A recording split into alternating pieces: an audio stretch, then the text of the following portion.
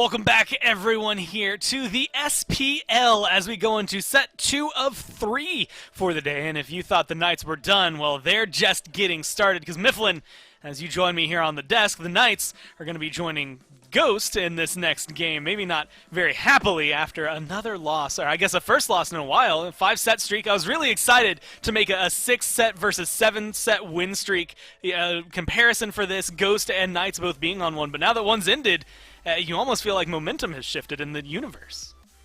It does feel that way, but I think the Knights are a team that don't really care too much for momentum, which is the narrative that I pushed in that Radiant set, and it didn't really pan out in my favor, so maybe we should be voting for the Ghost's favorite squad here going into this one, but I'm excited, man. I think that the Knights definitely showed that they were able to rub off all that rust pretty quickly. They were playing very well. They dragged Radiance, who's on a slight, and I use slight, put emphasis, italics, whatever you want on it, slight uptick recently. I think the Knights could certainly try and tie up Sanguine for that third place spot. Well, you have to watch out for the Knights because last time they played Space Station, they were the second team this phase to be able to take them down, their third loss this phase. So they have at least one example of them being able to take down a top team in the past, and that's something that you have to be, I think, perpetually worried about. But then if you instead look over at Ghost, the 2 times they've played so far this phase, it's been a 2-0, and if you look at that last game as maybe a good example, because Benji got to have some pretty good games, you have to look at the solo laner for Ghost here. I mean, you have to turn your eyes towards FineOK Mifflin because of what he's been able to bring for him, and admittedly what I expect out of him in this next set. Like, we're talking about what FineOK brings. It's the heat. FineOK in contention for one of the best solo laners in the league right now, potentially of all time. He's contending with the greats. I mean, this guy is bringing consistency to the short lane so often. He's playing gods like Nike. He's playing gods like King Arthur. He's able to control the pace incredibly well. And it seems like Ghost right now is very willing to play around this guy. How often do we see PBM over in the short lane at 6-7 minutes in, 3 men ganking, just trying to get FineOK ahead so they can rotate throughout the team fights and control the rest of the map? It seems like Ghosts know where they want to play, and it's there. And this might, rub you the wrong way specifically, but we've talked a lot about jungle diff. Even, on the weekly show, we were able to go through and talk about support diff. I honestly think there's a little bit of solo lane diff that's been happening in these last games. I mean, you look at Yarkor, you look at what Benji was able to do. The control that's coming out from these solo laners late game has been very impactful. And like you said, who brings it better than FineOK? I think, honestly, there's only a few that can go toe-to-toe with him and make it very interesting. And, well, we're going to have to watch one of those players come through. Scary D on the other side. We just got to watch him have a set. First game, not exactly what you would want, gets soloed at one point, but otherwise he was able to kind of pull things together. Yeah, Scary D is a player that I think is potentially the best solo laner from ahead. He's not nearly as consistent as maybe the Yarkors of the world or the FineOKs, but when he does have a lead, I don't think there's a single player that's able to push it nearly as hard as Scary D does. He's able to invade the back camps on his own. He'll solo a jungler on his speed buff, which is the most toxic thing on the planet. Please stay away from my speed buffs if you're ever in my game chat. Scary D is just this paragon of pressure and aggression, sometimes over-aggressive, sometimes a little bit overzealous, but he's found potentially some of the most triple kills in any singular game. Achilles is the pick that he loves to do it on as well. I think if anything, if PK are able to get him off to a hot start, Scary D should be able to at least slow down FineOK. I was mentioning the win streaks earlier. 7-set win streak right now for Ghost Gaming coming into this one. And Mifflin, you'll never guess what team that started against. It was the Knights. So maybe they have the ability to try and turn that around. But you also have to look at it for the Knights. Prior to this last loss now against Radiance, the last time they lost was against Ghost Gaming. So there's a lot of shuffles that can come through with this game. It has historically led and leaned one way, but we'll have to see if it's going to go that way. Do you think it is mainly this solo lane difference that is going to make the big cause for them, or are we looking just full draft, everything that can go crazy for the Knights here? And how much is that last set going to affect them going into it? I'm hoping it doesn't affect them too much. The Knights are a team that, for lack of a better word, have been very used to losing, it feels like. They're middle of the pack. Even when they made the Worlds run last year, they came in from 7th seed, if I'm remembering correctly. So these guys aren't too concerned with where they are in the standings, and right now they're not even in a bad spot, top 4 for the boys on the Knights side. But I think if we're talking about a Ghost game, we would be doing the fans a disservice if we didn't talk about where the real diff originates, and where the diff originates in every single game. It's the jungle, Gord Miser. Sam for Soccer 2 is in this lobby, and he's going to make us talk about him. He's going to make the casters talk about him, whether or not we want to. This is, I guess, the moment where I get to sprinkle some things in. I think I tweeted him out. I think, again, I mentioned him on the show yesterday as we got into the day. But Sam is the first player who's got over 200 kills, as you were kind of alluding to. He's at 222 coming into this week. He's also 60 kills away from getting up to 500 across the year. And from what we've seen, Mifflin, that's not outrageous to think he could get that this set if he has a good game. Like he is able to find 15 kills regularly. Maybe 60 is outlandish, but if it goes 3 games and he's getting 15 kills each, that's 45, and that gets him pretty darn close to it. So, I mean, do you think he's someone that you prioritize here for Ghost, or are you still looking in for your Cerberuses, maybe your solo laners here, as Amaterasu's available as well? I think if I'm looking to get anyone comfortable on the side of Ghost, it's PBM. I want him on something traditionally aggressive, and you always want to get Captain Twig's pick pretty early on, be it the Hebo, be it the OG Raijin, or even the Persephone if he so chooses, and it is going to be the Hebo this time around. I think that Sam for Soccer is in a very unique position where he is incredibly capable of playing whatever is on the Assassin tab, the Warrior tab, or the Mage tab. This man is the triple threat out of the jungle, so you don't really need to prioritize him so high up in the draft. And we even know that he's willing to take gods like a Wheelish if anyone even steps a step out of line. If PK even think about taking the Cerberus from themselves, all of a sudden they're going to be getting diffed out of their mind by Sam for Soccer. Well, they've been able to get that Hebo, and it's very flexible, although when we've seen it first pick, it's often gone over to Twig some of these times and been very, very impactful for him. And talk about someone who just kind of, I mean, we've seen, I want to say, a hint of throughout the entirety of the phase, but has now just solidified himself almost seemingly out of nowhere. I mean, Set has been played virtually every game so far. I think the only games he hasn't been played, he's maybe been banned out so far in this last week. Do you like the Knights going for him, potentially over there for Paul? I think it is very likely going towards Paul, and I like it because it has a very strong matchup into the Hebo, who we're assuming is going to be going towards Captain Twig. If you're worried about Hebo getting a very strong start or being able to find pressure, all of a sudden you don't have to be anymore because Set just wins that boxing match handily every single time. But this is nice from Ghost. Pick up the Cupid because PK decided to ban out the Rom, so all of a sudden now PK are going to have to fall down at least 1 tier in the Hunter column, which is something that Zapman's completely comfortable with. It's likely going to be the Heimdall if Ghost don't decide to ban it out, but this Cthulhu, that's a shift for PK. That's not something we see Scary D on very often. Yeah, I mean, and if you roll it back to that last set, wasn't that what he played in Game 2 where he did find success for them? So maybe there's some merits to that where, you know, you look back at it and you're like, man, we played 3 games today, that Amaterasu hasn't been treating us well.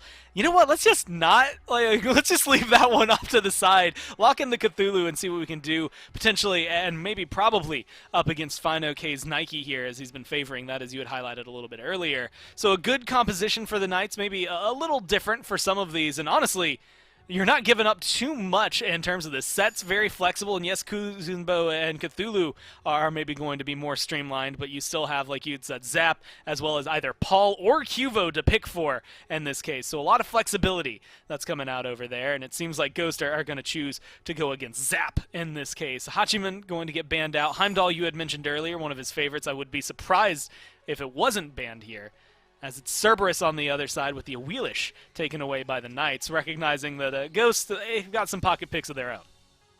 They do, and with so many high-priority targets, very tanky targets on the side of PK, we've seen Sam for Soccer bust out the Thanatos a couple of times, and it'd be a pretty decent way to get an Execute available to deal with that descent into madness. But we also know that the Achilles jungle is something that's been coming back into favor just a little bit recently. Nemesis still available as well, one of the traditional counters to Cthulhu. But banning out that Hun bots, targeting out PK's jungler Cuvo Fred here, makes me think that Ghost is very certain that this set is going to mid, so they leave the Heimdall available, which means that's where Zap's going to go. That additional layer of safety should help him out throughout the laning phase. It's like that small inkling of confidence, right, where you're like, okay, we don't have to guarantee this set is mid. It could very much be there for Cuvo, although historically now it's been Paul's God over Cuvo. So let's get rid of the Hunbats because it'd be a nuisance, and then otherwise, worst case scenario, you get set, and we had 1 ban out of 5 that maybe didn't go exactly where we wanted it to. Either way, Ghost find themselves Sobek and Nemesis in here, and that's a pretty good lineup if you're looking at it from top to bottom here for Ghost. But how do you think it fares? I mean, Nemesis has been touted for us as the counter to Cthulhu, especially when he's in that ult. Do you think she has enough damage behind her to help bring him down just consistently? Enough damage behind her with the god of the Yellow River, the god of triple ultimates, the god of water hands, splish splash in the bath. Yeah, I think she's got plenty of damage backing her up here, especially with a traditional hunter. Cupid can be able to deal a lot of that with a kin size build as well. I'm worried about PK's draft being a little bit CC light. Kuzumbo is going to be the really only source of confirmable CC very often from PK outside of the Descent to Madness Ultimate, whereas Ghost have a couple ways to diversify their engage, be it through Sobek's Pluck or just FineOK jumping in and hitting 5 people with a slow, Fields of Love from a range, or Nemesis slowing someone down to pick him out from a range as well. I think PK need to win out early. It's going to come down to how well Paul performs on this set to see who sets the pace. Well, I can't think of a much better warm-up than having 3 competitive games, especially one of them going 51 minutes there against Radiance. So you know the Knights are coming into this one hot. The question is whether or not Ghost can keep up at the very beginning, so we'll have to find out here in Game 1. Thanks so much to Gormizer and Mifflin on the desk. Joining me on the cast today, my name's Hindu, man, if you don't know, by the way, is the one and only Aggro. Aggro, how you doing, dude? I'm doing well, man. Excited. We don't get to cast very often anymore, Hindu, so this should be fun. And you're married now. You're an adult, dude. Like, how does it feel? It feels largely the same. You're cooking more. Are you cleaning more now? Has she taken half yet? No, she did ask to sign a prenup, and I said no, because I'm in it to win it. You know what I mean? I'm I'm right get in through there. the early days, right? And she earns the money, and then we get the money back. I'm doing the same. And you know what they say about school teachers, man? They make way more than they should. Everyone says that about them. So I think I'm in a position of power here. I'm in a good spot. Yeah, well, we'll see how this one goes, because honestly, coming into today, I was very excited about watching Ghost versus PK, because, let's be honest, this was Worlds Finals at the start of the year of Season 6, and with PK's trajectory as of late, they've been playing very, very well. However, that stumbling block we just saw against Radiance there, I don't know, that break seems to have hurt him a little bit, but I'm excited to see what Paul can do on this set here.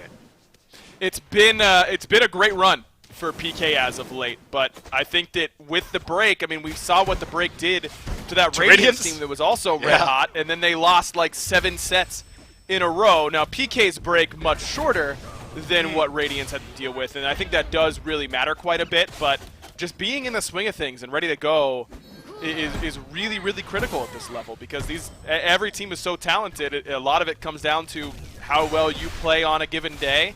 I think not everybody is going to be up to their normal max, just having not been in the swing of things recently. Now, obviously, we've not really spoke about the picks and bans just yet, but it's Nike in the support role for PBM this time round. More often than not, we've seen FineOK piloting that to the solo lane here. Is that maybe because of the composition they've got here on the side of PK that we're seeing this Nike support? Is it to try and protect the Cupid a little bit more in lane? A little bit. It's a little bit more guaranteed pressure, because Kuzumbo is such a good fighter early on, level 1, level 2. Just once he pushes your support through the wave, it makes it a lot harder to be impactful. And you just have such a free lane with Cthulhu on this right-hand side. Cthulhu is not going to bully out really anybody at a high level, so Sobek is so strong whenever he can get into the laning phase and get out of it pretty cleanly, not worry about falling too far behind because of being outpushed and losing a whole bunch of gold to tower once the tower hits those minions. If you can get a farmed Sobek into your team fights, not only is he still bringing that same level of disruption and setup that he is normally out of support, but he's also bringing even more damage than usual, and he doesn't really need that much more damage to kill a carry all by himself. You talked about the pressure there in the duo lane, and Ghost actually found a bit of pressure and got themselves to level 3, a step ahead of PK, as mid lane Twig was looking to base, as was Sam, but gets poked out for his indiscretions of a bit of a lazy back. It's still something that happens to this day, 7 seasons deep of lazy backs, as Neil now looks to try and contest the purple. The Kappa will do its work, but not good enough to steal it away. It would have been nice to see, maybe highlight real play that time round. But for now, I think my focus is really going to turn, well, I guess towards where we expect to see the first jungle presence here. Probably could be in mid lane, just because you know that either Paul is going to get a lot of pressure in mid and bring a lot of kill potential, or he's going to overextend and set himself up for a pretty easy gank, especially with his relic selection. A little surprised that Paul has gone for the Aegis at level 1. I'd anticipate that he's going to go Shell at level 12, because that gives him the best boxing opportunity up against the Nemesis. Getting an upgraded Shell lets him continue to get his damage off while getting a couple block stacks. That's usually what we see from set players. But Aegis is one of those relics that we're seeing a lot less of these days on backliners. Feels like it's really dependent on things like a Thanatos ultimate or a Discordia ult, things that are a little bit more telegraphed where you know when they're going to hit you. I don't really see that here for Ghost. I think they've got enough CC that not having beads is going to be a problem for Paul. I mean, just getting crippled out from Fields of Love so that he can't teleport using his 3 is a really big deal. Sobek setup is a big deal. This Aegis isn't going to help him if he gets knocked up into a Hebo ultimate. So as long as Twig is leading with that water spout, I don't think that relic's going to help him as much as it nearly should. I'm a little surprised that Paul has gone this direction, and if I'm Sam, I'm pressing tab, I'm checking what Paul has, and I'm probably heading mid. I'm definitely not against PK's composition here at all, but when I look at Ghost draft, I'm like, well, they pick Hebo, and that means Nemesis isn't good against Hebo because of that, but hold that thought, Nemesis is ganking towards Scary D, forces out the ultimate, but quickly back towards the tower at 4:20 in the game. No one's blazing it just yet on this Saturday, but we do see a rotation now coming through from Cuvo, looking towards this solo lane again. Blue buff being down for a moment or two. I don't think we're going to see a pick for now. Listen, I'm sure some people are blazing it by now, but not necessarily here on the Smite match, because Sam's a little bit too early on that ultimate. He needs to wait until Scary actually transforms, and then he could strip away a little bit more from him, but Scary's not going to transform while Sam still has the ultimate, so it really is just a matter of stripping away that Cthulhu ult. I do think that without Nem ult, there is still kill potential on the right-hand side for Ghost, if Fine can just displace Scary when Scary doesn't have that Descent into Madness. So in that instance, it is worth Sam's ultimate to trade 1-for-1, because now it sets him up to come back and gank again and just use FineOK's displacement as the main kill tool. And it keeps the pressure on that lane a little bit, where Sobek is a little lackluster in the early game too, right? So we know that laning phase is going to be a little bit strugglesome there, so help him out early, keep Scary just guessing about the rotation. And now we start to see Mike and Neil start to rotate towards this mid lane now, see what they can really do to make an influence here for the time being. Checking in with builds, nothing too crazy coming through, both hunters with the Devourer's Gauntlets here. And Zap on that signature Heimdall, which honestly, he's one of the main pro players I feel like plays it most of the time this year, compared to a lot of others as the season's progressed. Definitely. During PK's win streak, he's played a ton of the Heimdall, and if your team's winning, then you might as well keep playing it, but Zap in a bit of trouble now. Well, he did take 2 ults for that as well, and keep hold of his beads, so 2 ults for 1. Definitely works out there, but an ult for an ult in mid lane, and Paul nearly lost his life as Twig's out of mana. PBM trying to get in range, but he won't need to, because Twig will blink in and get the kill. First blood to Ghost Gaming. Man, Twig does to Paul what Paul does to a lot of people. He gives him the moves on the Hebo. Beautiful knockup, puts him running behind it, because Hebo knockup will inherit your momentum and toss you that way, so it tosses Paul into the tower. Twig uses his ultimate really well as both a damage and a mobility tool, and then using the Paul tech, the level 1 blink on Hebo against the guy who started it. That's kind of messed up. I was going to say, bringing up the Paul Blink Hebo tech today, probably not the best idea, actually, after that first set, but we'll see how he continues on in this one. I think the Hebo versus Set matchup, though, is definitely a kill or be killed lane matchup for the most part, right? Like, it's really who gets the better of it. It comes down to skill a lot of the time, in my eyes. Agreed, and it's really a little bit of a weird situation. As Mike might have to use his ultimate here, knowing Fred still has his available, but he's not scared. In fact, Neil only able to escape with a sliver of HP. Wow. Yeah, Twig was really unlucky there. He just couldn't get the water spout in range in time to catch hold of Neil. But now the collapse from Ghost looking to punish, maybe find some buffs in the jungle. With the support going back to base now, this speed buff is exposed. And Sam and Fine OK there to pick up the pieces. And on the left-hand side too, you can see where Mike's hovering now. Red buffs up, so that does pay off a little bit for Ghost Gaming there. And when you're going with something so risky as a set mid, when you fall behind, it feels like you lose not only the threat, and that's what set mid is all about, is that he always has threat to insta-kill you, unlike a lot of mages. When you lose that, you aren't bringing a whole lot to the table, at least until it's time to start taking 3v3 and 4v4 engagements a little bit later on, where you can dive a little bit more effectively. With Paul getting soloed by Twig in mid, it's really pulled the wind out of PK's sails. And what I was going to say about this matchup beforehand was that it's not what you would expect for mage versus assassin. Normally you would expect the all-in potential is better for the assassin, while the poke potential is better for the mage. But it's really the opposite in this matchup, because Hebo's range is pretty short, Set's range is good enough, and he's got a little bit better poke potential with Skewer than something like Water Spout. But if you see this Hebo close the gap, oftentimes he's got enough damage to 100-0 the Set more quickly than the Set can 100-0 him back. So we're already 8 minutes in, and there's a decent gold lead for Ghost established now, but more importantly, level lead in middle. 2 levels for Twig over Paul at the moment, and this is just going to keep PK a little bit more on the back foot, I would suggest, of farming up and waiting for an opportunity to try and get themselves back into this game. Right-hand side, Scary D is starting to do a bit more proxy farming, trying to draw some aggro that way if he can, to release some of this pressure on the mid and Gold Fury side of the map. Supports me well though, Ryan. Obviously, magical and physical makes it different, but we've seen a Stone of Binding look for Neil Marr here, which is kind of standard these days. But then, one of the best items of Season 7, in my opinion, the Sledge. Looks like it's being looked at by PBM. Both really good hybrid items. Neil's is a little bit more team-oriented, because that extra pen that you get from the Binding proc isn't just for him, it's for everybody. But Mike's going to get enough health, power, and protection to do his job.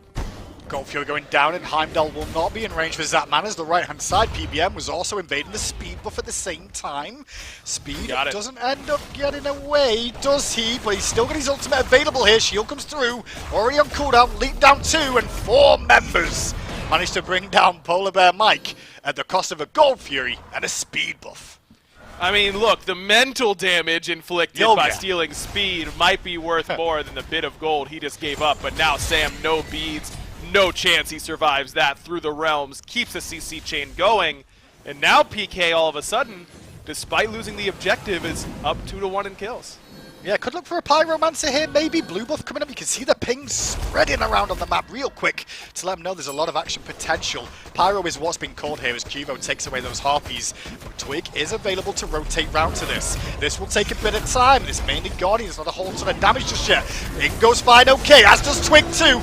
And the Pyro goes the way of Ghost Gamer, but Twig now under pressure. Mike coming into the pit, but can't stop Scary D on this Cthulhu, who's just whittling the health bar down. One at a time, but Twig will at least take out Cubo Fred. And Scary D should lose his life at the tail end here.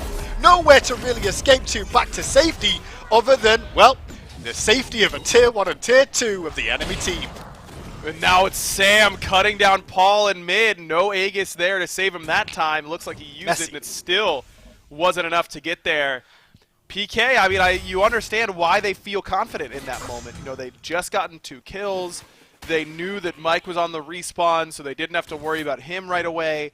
Let's go towards Pyro, but no one's able to zone out. Fine, okay. He blinks in and creates tons of space for Twig to just kind of walk up and set himself in the right position and ult back towards his end of the map and steal the Pyromancer all at once. No way anyone on PK can out-confirm a crushing wave on their side. And if that's the case, then you've got to drop the objective and take the fight. I feel like PK was a little bit too late in doing that. 4K lead already for Ghost Gaming at 12 minutes in. Well, maybe that can come back though, because Twig is under a lot of pressure from Paul. The Kingslayer came through huge, and now with Neil here too, reinforcements of Sam need to scatter back to safety as Knights start to battle back into this game. Man, why is it taking so long for Set to be played? Do you see that damage? In what world is that damage okay, man? I mean, he just does it so fast, and it's so difficult to get away from this character. I'm loving that we're seeing more of them, whether it be in solo lane occasionally. Final K played it a couple weeks ago. You've got Paul playing it in mid. You've got Cyclone playing it in ADC. I mean, this guy can legitimately play 4 different roles, and I think that he can play well in every single one of them. I'm surprised it's taken Set so long to see play since the midseason change, because it's just adding more consistency to Skewer and making it a little bit more rewarding to land at the same time. It has really transformed this character into something that, where it used to be a little bit unreliable damage, now he has it all, except for CC immunity. That's the only weakness. The hardest thing Set's really got going for him, in my opinion, is he's physical and doesn't have much hard CC, right? And you have to make up for that somewhere in your composition. We've seen the likes of Radiance just run it with 4 physicals a couple of times, but you need to get magical somewhere, and you need some hard CC. And I think that's why Kuzenbo and, of course, this massive Cthulhu can make such an impact, because they're bringing CC to this team. They are, but it's also magic damage that you have to respect. Yeah. I mean, Kuzenbo in particular makes you as a backliner want to build magical defense, because he's going to pick up Thorns. The Cthulhu is going to have Thorns. Thorns applies as magic damage, so the best way to counteract Thorns, besides not hitting the player, is to build some Magic D. But if you build Magic D, then you're getting dove really effectively by this Camazotz and Set combination. I think this comp from PK is really well crafted. It's just that they haven't been able to get to the point where the Kuzenbo even has Thorns at an even keel. They're down 3k gold already, only 13 minutes in. Good news is, though, Paul has caught up in levels on Twig in that middle area. There was a 2-level deficit at one point. The level discrepancies really fall towards support now, which that second relic can come into play a little bit there, that you can see on the side of Polar Bear Mike piloting this Nike. And, of course, Panda Cat in this lane is just a hair ahead of his opposition Zapman here, as now Twig going to get his red buff again, and the Fury spawning in 20 seconds time. I mean, Ghost has the opportunity to do this pretty quickly. They've got great zoning front line between Sobek and Nike, 2 characters who can displace you and put you out of position very, very easily. And then if it's really simple off of Sobek pluck. It's Sobek plucking the tank, we're nem-ulting him, we're knocking him up as soon as he hits the ground, and they're dead. You don't have to commit a whole lot more than that. I don't think even crushing wave will be necessary, especially with this binding that Twig has picked up. We were just talking about it for Neil Ma and how important that is. You can't pick it up with a Guardian that isn't going to be your support. I mean, I guess Final K could have gotten it, but you won it in your mid 3v3, so Twig decides he'll go for it and pick it up. And I like it quite a bit. It's cheap, it's good power, the little bit of prot doesn't hurt you. I like having it in your 3v3, and when you have a warrior support, this is one way to get it. Well, taking into account the Atlas of the Yellow River, by the way, will proc it consistently if people are stood on it. So it's going to always be available, not just off that, but of course the water spout too. Yeah, not super against it, because obviously it gives some penetration, and that's the key to building a mage for the most part. Power, pen, and mobility, I guess, are the 3 that you're really looking for most of the time. A little bit of CDR doesn't hurt either, but in some cases CDR is mobility for you. It looks like Ghost has pulled a couple things away from PK. You saw Twig use his blink to get the ultimate out from Kivo Fred, and now Final K's regular pluck is enough to get the blink away from Scary D, which is really annoying as a Cthulhu. It's kind of hard to get into the backline effectively once you don't have that blink. Well, Fury started up again. Primal Fury here as Zap arrives a little bit earlier this time, and just by being around has slowed it down. Neil on the way, but zoned away by PBM. And again, no win on the left-hand side for PK, but they will turn their attention to the Pyro. Final K on the way, but these damage dealers are taking a bit more time than bargained for, and PK do manage to secure it there away from Final K, who's off the mark with the pluck, as we're still tied at 4-4 with the neutral objectives down. We've seen... This is our second set in a row with Pittsburgh Knights, and our second set in a row where they seem really, really willing to give up Gold Furies for Pyromancers. I mean, a lot of teams make that trade, right? But PK isn't doing the, we'll force you to use an ult or 2 on the Gold Fury, and then we'll use that advantage to go to Pyro. It's as soon as we see people on Gold, we're not even stepping up to contest it, really. We're just setting our team straight over towards that Pyromancer. But when you're already behind, it's not going to be as valuable for you in order to make that happen. I don't know how much I like that call for PK. Overall exchange between Scary D and Sam for Soccer there, and you can see how that's going to work out for them. Funny enough, one thing I've seen a lot more of this season so far, Ryan, is the lack of teleports. More and more times now. Again, we're seeing more of these solo laners that don't have great mobility, are now going for that option, and that kind of limits their rotation ability towards these Go Fury fights a little bit. And I think that's one thing Knights are, realizing this game specific of they can't really fight around that Go Fury fight until they've got the whole squad together and the basic items online.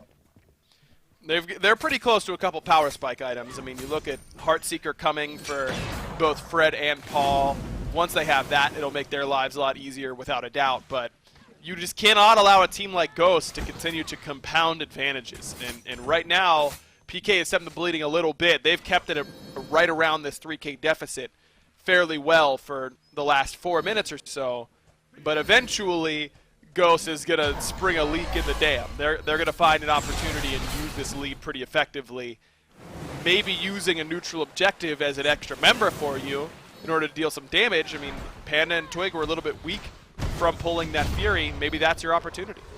Saw Paul get aggressive there for a second, and Panda's getting aggressive against Zap in the dual lane for ult exchanged again. That's one of the advantages of the Heimdall matchup here against this Fields of Love. But Sam is lurking and may look for Zapman around the corner. Beads and eggs are available for him, and he may need them. But first of all, he'll just use his little teleportation to reposition, and Sam's forced to dash through the tower. But reinforcements from Ghost were just in the area. Still only 2 members of PK here, and no reinforcements coming, and Ghost realised that. They're like, hang on a second, we can 2v4 over here. Fine's not even in action yet. Zap gets back to the tier 2, but now Fine gets the block and gets the beat out of Zap.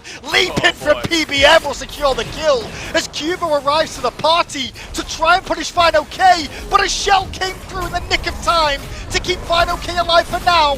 Not until Scary D shows up and Cthulhu's online.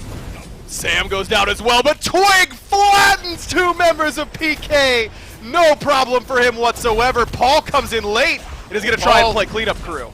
And he might be able to. Can Twig get the damage off? The answer's no. It's a triple for Paul as Twig and him bounce back and forward. All they can really get, though, off the back of that, right, it's going to be a tier 1 on this dual lane side. But what a rotation in from Paul. I mean, this is exactly how he wants to play in mid lane. It doesn't matter if he's playing Set or if he's playing Hebo or if he's playing Merlin. Being this cleanup guy is what he really excels at, and he comes in really late to this team fight. Twig's ultimate is down. Every single ultimate is down by the time Paul gets in there, and he's able to just chew up the rest of Ghost Gaming. And you see the value that this Cthulhu brings. It's just brought so much disruption and so much space for the rest of PK. If Scary D's playing Osiris or Achilles, no way he can stand in there with Paul and make sure that Paul's able to get his damage off. But because Scary's playing only Cthulhu, I don't think there's another solo laner that could have lived long enough to buy that space and time for Paul to come in and play cleanup. Well, PK will feel a bit more confident now. That gold gap has really shrunk down. We were talking 4,000 gold at 12 minutes in favor of Ghost Gaming. But if you look at the gold difference now, we're back to 1,000, and more importantly, the experience from that battle there. Paul has got a big lead over Twig in the mid lane now. Twig just hit 18 off that red buff, and Paul was already at 19. So it's anyone's game here, still at 21 minutes. I said that it was going to be Ghost that sprung a leak in the dam, but I think I was wrong. It might have been PK who was able to do it. I think it's really interesting the relic selections of the front line here of Ghost, because so often right now, you mentioned the lack of teleport in solo lane. It's to enable Blink Thorns as your 2 relics, because that just feels so impossible to play against as a backliner. But you see what FidoK has gone for. He actually goes Blink and Ankh, and even though there isn't a typical healer on the other side, upgraded Ankh is the best way to take down a Set who's at the middle of their ult, because he can't stop himself from getting healed from his Kingslayer ultimate. You just reduce his damage, you're going to make it a lot easier for you to kill him. But that means that TBM is the one getting Thorns. So is FineOK going to be the one helping peel Paul off, and it's going to be PBM diving the backline? Is that going to be as effective? I don't know. I think I would have rather seen Fine get the Thorns and PBM be the one to pick up the Ankh. We'll see if that ends up mattering, because it did there. FineOK died before Paul even got there. I will say there's more incidental healing too. I mean, Cuvo Fred has a heal with that Vampiric Bats. And then, of course, there's a Cthulhu Ultimate too. Because when you transform, you can heal your teammates. And if he heals them, and they're all cursed onked, they're all going to increase the damage they take too. So, interesting to see that. More importantly, Ryan, remember when Blink got nerfed? Yeah. Yeah, it was. The range got nerfed and it was over. We're never going to see that relic again. Well, I still see 7 today. 7. Yeah. 7. We killed Blink. It's so bad now. What's the point of anyone buying Blink? Yeah, okay. Imagine how you could do it with the old Blink, man. On like a 90-second cooldown. Crazy. I don't know. The only way we're going to nerf that anymore, honestly, is like just increase the cooldowns. The only thing I can suggest. Fury under threat again. This time, though, different story. It was PK looking at it. And Scary D gets forced back by PBM and FinoK's presence. Panda Cat and Twig were on the way. As now they've defaulted here, Ghost Gaming, to sending Sampa Soccer to deal with Cubo Fred jungler via jungler on this right-hand side. It's a slight lead here so far for Cubo, at least in terms of levels. He's in a position where he can start to be a bully in this matchup because he just has so much time where he can deal damage to you, but you can't deal damage to him anymore. And Sam has not found a way to make this ultimate super effective in this game. I mean, I think that he's really wasted a couple of these ults. Remember that big fight on the left-hand side that we just saw a little bit ago? How it started was Sam walking in and dumping the ultimate onto Zap as he was in the middle of teleporting out using a Bifrost Crystal. If Sam still had that ultimate, I think that fight might have gone differently. If he can put that onto Scary D, no way he's able to survive long enough to help Paul. As we keep looking through builds too, the most interesting thing for me is Mike's choice after Sledge, really. I mean, Sovereignty makes sense, but the Caduceus Sealed, one of the new items this year that's been added. I don't know if it doesn't really work great for Nike herself, but it does help the team out in certain areas. I mean, Panda Cat a little bit, I guess with the Pythagorum's piece that Twig's got up as well, the sustain's a little bit more potent. A little bit more lifesteal, but look at this, PK down to already below half on this Gold Fury. Fine, okay, goes in for the plug, doesn't really find anything. He gets yeeted into the stratosphere instead. Fury's reset is now Mike forced to use that shell, the big ultimate, I should say. The shield came through, but it's not even going to be enough to stay alive. As Scary D picks up the pieces. Twigs in the back with Fine okay, though. Sampa Soccer, different story. A double kill for Scary before falling. Panda Cat takes his life, but can Ghost pick up the remnants? They've got a couple of characters alongside for Twig here. No blink available, however.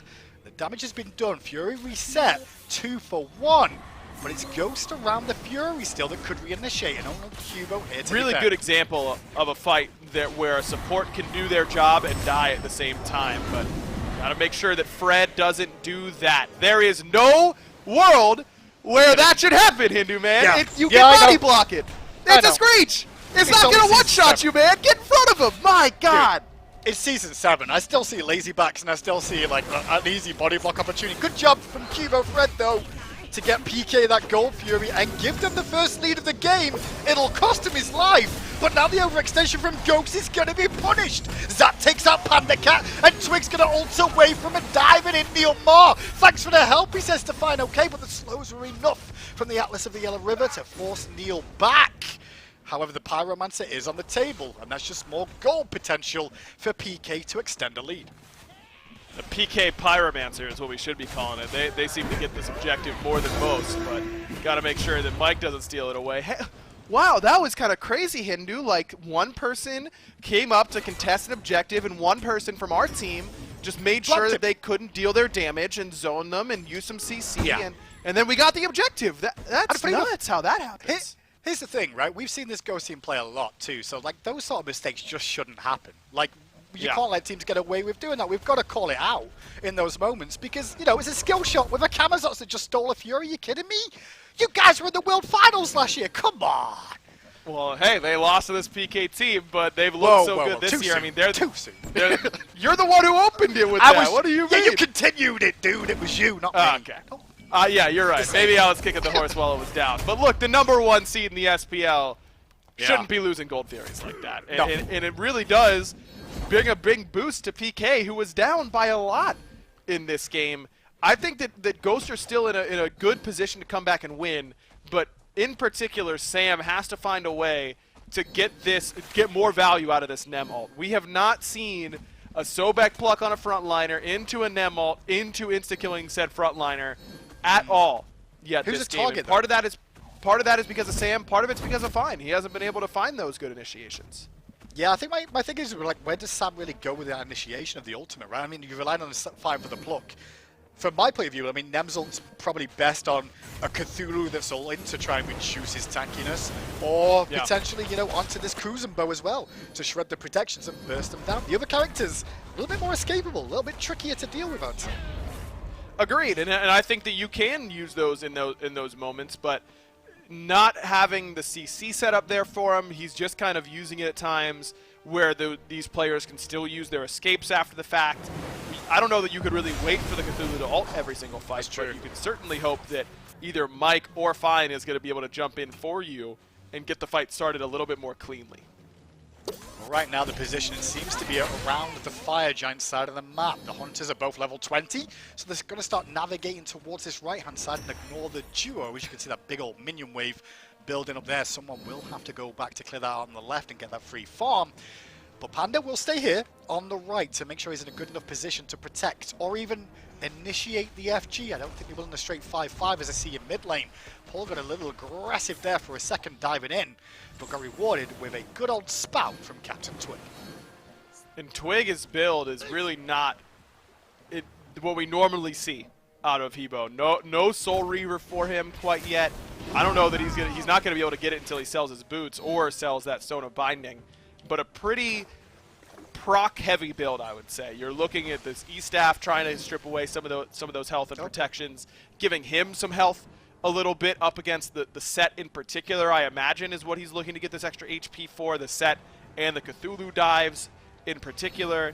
He's working on finishing off that Obsidian Shard, so once he has that initial water spout that should be, if everything's working properly, if you can water spout the tank right when they land on the Sobek knockup, you get an extra little bit of pen on that, makes it that much easier to kill that tank and make sure that you can start the fight 5-on-4, which is what I think Ghost's composition is really best at.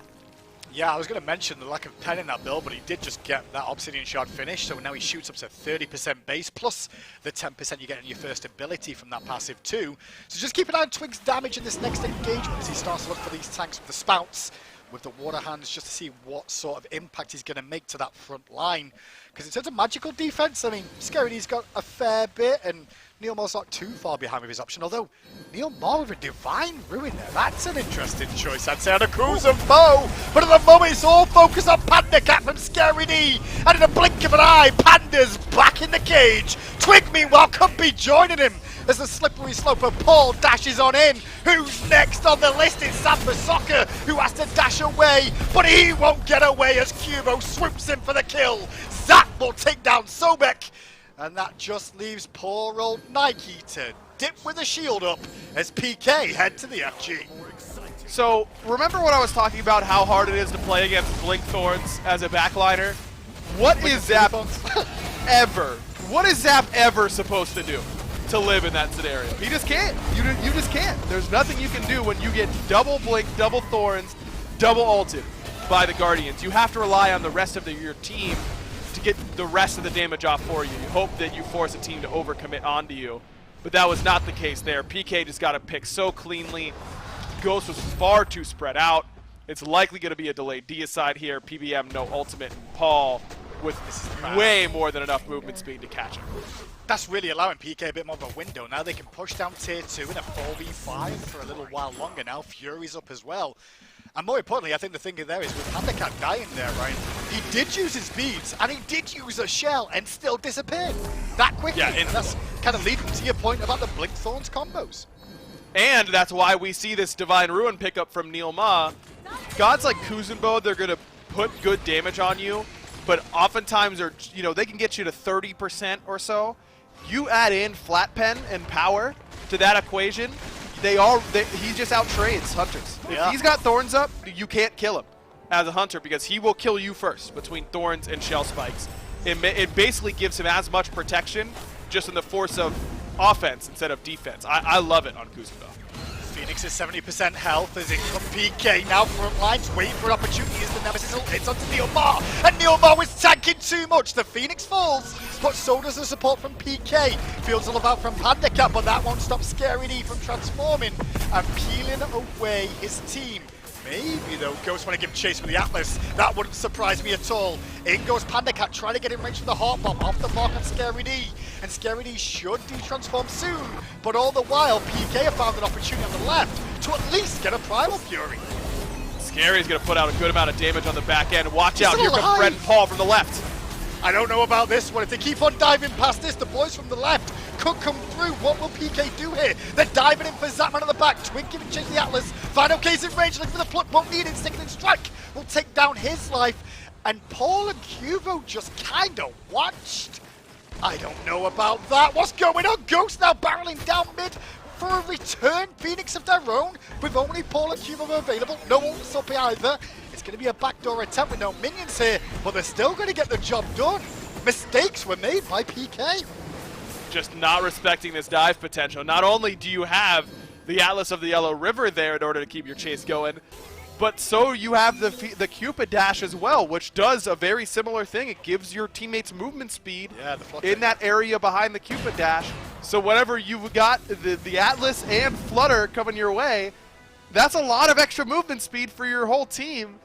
30% is certainly not nothing coming back on that chase. And between those two abilities, Ghost is able to really close the gap, and a lot of backpedaling and watching by PK. Cuvo and Paul definitely were out. I mean, they said, hey, we're going to go do an objective. They had good use of their time. Don't know if Zap really needed to die. I think he could have left Scary. Agreed, and I think that was the difference in the call for me, because I feel like with Camazotz and Seth both having ultimates on cooldown, safety's a big issue for them both, right? If they burst in and die there too, then the game's over. Ghost could just walk up and win. So them staying out of it and going for the Fury makes sense. But yeah, the more casualties than needed, I guess, is what we're getting out from PK. And that's kind of, well, at least even up the Phoenix count so far this one. But the gold lead, funny enough, is all in favor of PK. And the most important thing at the moment, with everyone being 6 items, it's going to be those power pots. And look at that 3K sat in Paul's inventory. And Zaps now. Yeah, that's a lot. That's a lot of extra power that Ghosts just don't have. And what do you know? That's the first fight that we've seen Ghost actually be able to put a Nemesis ult on a frontliner and Neil insta-die to it. I mean, he was tanking Phoenix too, which is not nothing. But I think it goes to show that Ghost can win these fights, but they have to be the initiators. I don't think that Ghost can win a counter initiation, because your backline will just insta-die to the dive from Neil and from Scary. I think it's up to FineOK to separate those frontliners, or PBM. One of them needs to separate one of these frontliners and try and kill them before their backline takes too much damage from these tanks. Spear of Desolation for this Kuzenbo as Mike jumps in mid lane. FineOK there too, but can't really find the target he's after. Tell a lie, he got the beads out of Paul there, funny enough. So no beads available. Now Mike goes in looking for hunting Paul. Cubo wrapping around the back though as the field bluff drops down. Panda pushes forward. They were looking for Zap, who fell away. Neil, more different story though. He's getting crushing waved and deleted by Panda Cat, but Cubo Red will at least take down Panda Cat in trade. Scary's getting low and has to fall away as Sam for Soccer is also limping. But on the back of this fight, it's Paul versus FineOK and Twig finally shuts down Paul. Cuvo, no ultimate available, and the chase could be on from Ghost Gaming now. Atlas of the Yellow River gives a double kill for Twig, but I don't think they're going to find more. They may just look for the FG. I think they can probably end here, Hindu. I mean, they don't have Panda Cat, which is your main DPS on something like Fire Giant. No ult. I don't know. This is close. It's close. Not fun. Not a fun. I've seen too many of these games just lately, I'll be honest, of the SPL, where we're like, well, they're going to go for an end and then they're going to fail. I do not have confidence right now, but let's What's Mike's ult cooldown? Can we check Mike's ult's cooldown? Because that's going to give him an extra effective HP bar. So he needs that. Yeah, he needs that to come up. Okay, I think with this, they might be able to end. Well, let's find out. Mike leads him in for the time being, taking a ton of damage already from the Titan, being wheeled down, and CC immune up, but gets the shield off in time. FineOK's dead, though. Neil gets the kill. Zap for Soccer's gonna die too, and I told you, boys, it was risky. You got too greedy for your own good, and now you got to for garters. And this, if these die, if Mike gets caught there, they could just turn around and end themselves now, PK. Yeah, no, I don't think so. Mike's gonna die, but with both Twig and Panda Cat surviving, that's huge. And Mike's gonna be so staggered here, it's gonna take Paul a while to chase him down. That should just be EFG for the Pittsburgh Knights. I don't know. I mean, without the rest of their ultimates, I just think that Ghost had a shot, but it was always going to be a risky one.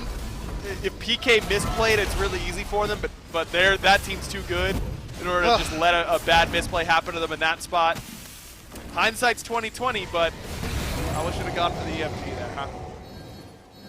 I mean, when the game demoralizes them, I'm kind of okay with it being game 1 and they do that rather than like the deciding game. You know, if that was game 3 and they make that call, I'm a little bit more sus. But I get the idea of trying to do it in a game 1 of like, I think we can do this. And they had confidence, which is the main thing, and followed the shot call. But it doesn't hurt them too bad just yet, or does it? Because the FG is now around every member of PK. The middle Phoenix is dead again. And this right one could be up next. Should be 10 seconds still before PBM is on the respawn. I don't think PK should wait around for that to happen. Yeah, walk in and just get it with the FG. Scary, lost a third of his health there as the full combo on Neil Moore succeeds for the most part. Look, an ultimate from Sam takes his life. But PK do at least do some damage there. They get hold of that right-hand Phoenix. And then the game becomes trickier again from Ghost Gaming's point of view. Pretty easy there for Ghost on that. Just lock a tank, them ult them, and they die, especially when Neil has 2 pure offense items. I don't know that Ghost is going to be able to get as much off of it this time. This time PK has a much more uniform disengage. I like this call from Ghost though. I mean, you're in a 5v4 for 30 seconds. You have 4 out of 5 ultimates. You're in a pretty decent spot to make PK make a mistake and maybe end the game off there. Scary D and Cubo have their ults up right now. 20 seconds on Neil Moore. Relic situation isn't bad from either side. Looking at this one, is the middle bit is already weakened, remember, so whittling down won't take too long if they can give Panda room. And he's getting in for a second as a blink from Sam to the backline. Looks for Zap, who forces him back to base again. Middle Phoenix down as Scary D transforms and starts to swipe away and heal up his team. It's Twig, the focal target, who runs for his life away from Cubo Fred. But the swoops, there it is from Cubo, will take him down. Who's next on the list is the question. The whole armada of PK are here, and it's Paul looking at the backline of Fine OK, who is very low, but not enough to get the kill just yet. Sam splits off to the left, and it looks like Ghost may get away. Tell a lie, Panda Cat got caught on the right, and Paul's going to catch Fine on the right too, and that's going to cause more problems. I think that's game. Look at this Oni fire wave coming in the right-hand side. Poor Mike can't get that done. On, no way. Sam's going to have to kill everybody here by himself to even have a shot. Well, another 40-minute game here coming out between Ghost and PK. And PK have had a crazy day so far already. Mike's not going to be able to end or save the game here, in my opinion. No ultimate available. Soon to be no life if he doesn't want it. Ghost Gaming. First 12 minutes in the game, full control, Ryan. And then 20 minutes later, it all turns around. Really good bounce back from them, especially when you consider the tough set they just had up against Radiance right before this. Definitely some strong mental game there from the Pittsburgh Knights to battle back in that one. But I really feel like Ghost dropped the ball. I don't think that they really had the right idea of how to engage in this composition. And think back to the one fight where they won in mid lane, where then they tried to end right afterwards. Yeah. They were the initiators, and they didn't let their backline just get dove. The backline moved up as soon as that Cthulhu ultimate happened, and it condensed their team. It made them a lot harder to dive. Every other fight besides that, the backline got too spread out and made it really easy for PK to execute their composition. Did feel sloppy from Ghost, though. Dropping a goal for you for free, and then that Titan end call didn't work out either. Ghosts have got improvements they need. Can PK close it out, though? We'll find out after the break.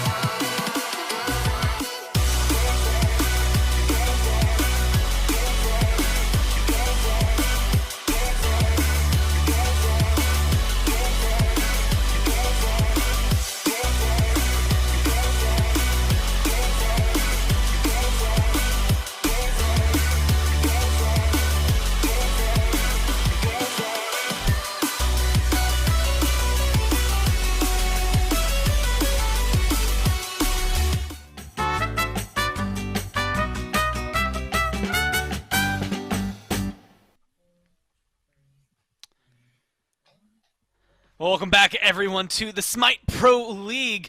Before we get into breaking down that last game, instead, you can try to do your own best Paul impression at home. We didn't get to see it that last game, but we all know he's a great Hell, and you can also be a great Hell, or at least look great while you're playing Hell by going and getting the new Tier 5 Hell skin that is out now in the Odyssey Reckoning. Just make sure you go out, get that one. It's a great event that always comes through the Odyssey, and you're going to love this one, the Eclipse Summoner Hell skin that comes through, and you can grind up until one day maybe you too can be like Paul. Maybe that's going to be our movie, Mifflin. That's a lot like Mike, like Paul. Doesn't go off the tongue anywhere near as easily. But either way, get yourself that skin, and you can do what Paul did in this game, although, granted, he did it this time on set. That was just insane how much he was able to turn around. And Mifflin, I feel like this week is like just not a good week for anyone to try and siege a Titan or siege a base. It feels like you'll be in control, you'll be winning the game. The minute you try to close it out, it's just in the blink of an eye, you might just lose it. Radiant's had it a lot yesterday. We even saw it in the first set, and even here, it's just unfortunate for Ghost. They're not able to break through the Knights. Look, it might not be a good week for sieging, but I'll tell you what it's certainly a bad week for. It's going to be a bad week for ranked, because between Paul and Cyclone Spin taking this set into mid and ADC, just absolutely bodying, I mean, it's going to be tarnishing the ranked scene right now. I'm going to be avoiding the queues for at least the next 7 days. But it really is just that. It's Paul. It's Paul 100% in this game, picking up a triple kill at around the 19-minute mark, picking up singular kills everywhere he goes. Captain Twig was not allowed to play because Paul just had his number every single step of the way, and then he was flanked by a Cthulhu, just this paragon of CC, constantly in the team fight, constantly putting out damage, healing his own team. Scary D and Paul, they ran the show.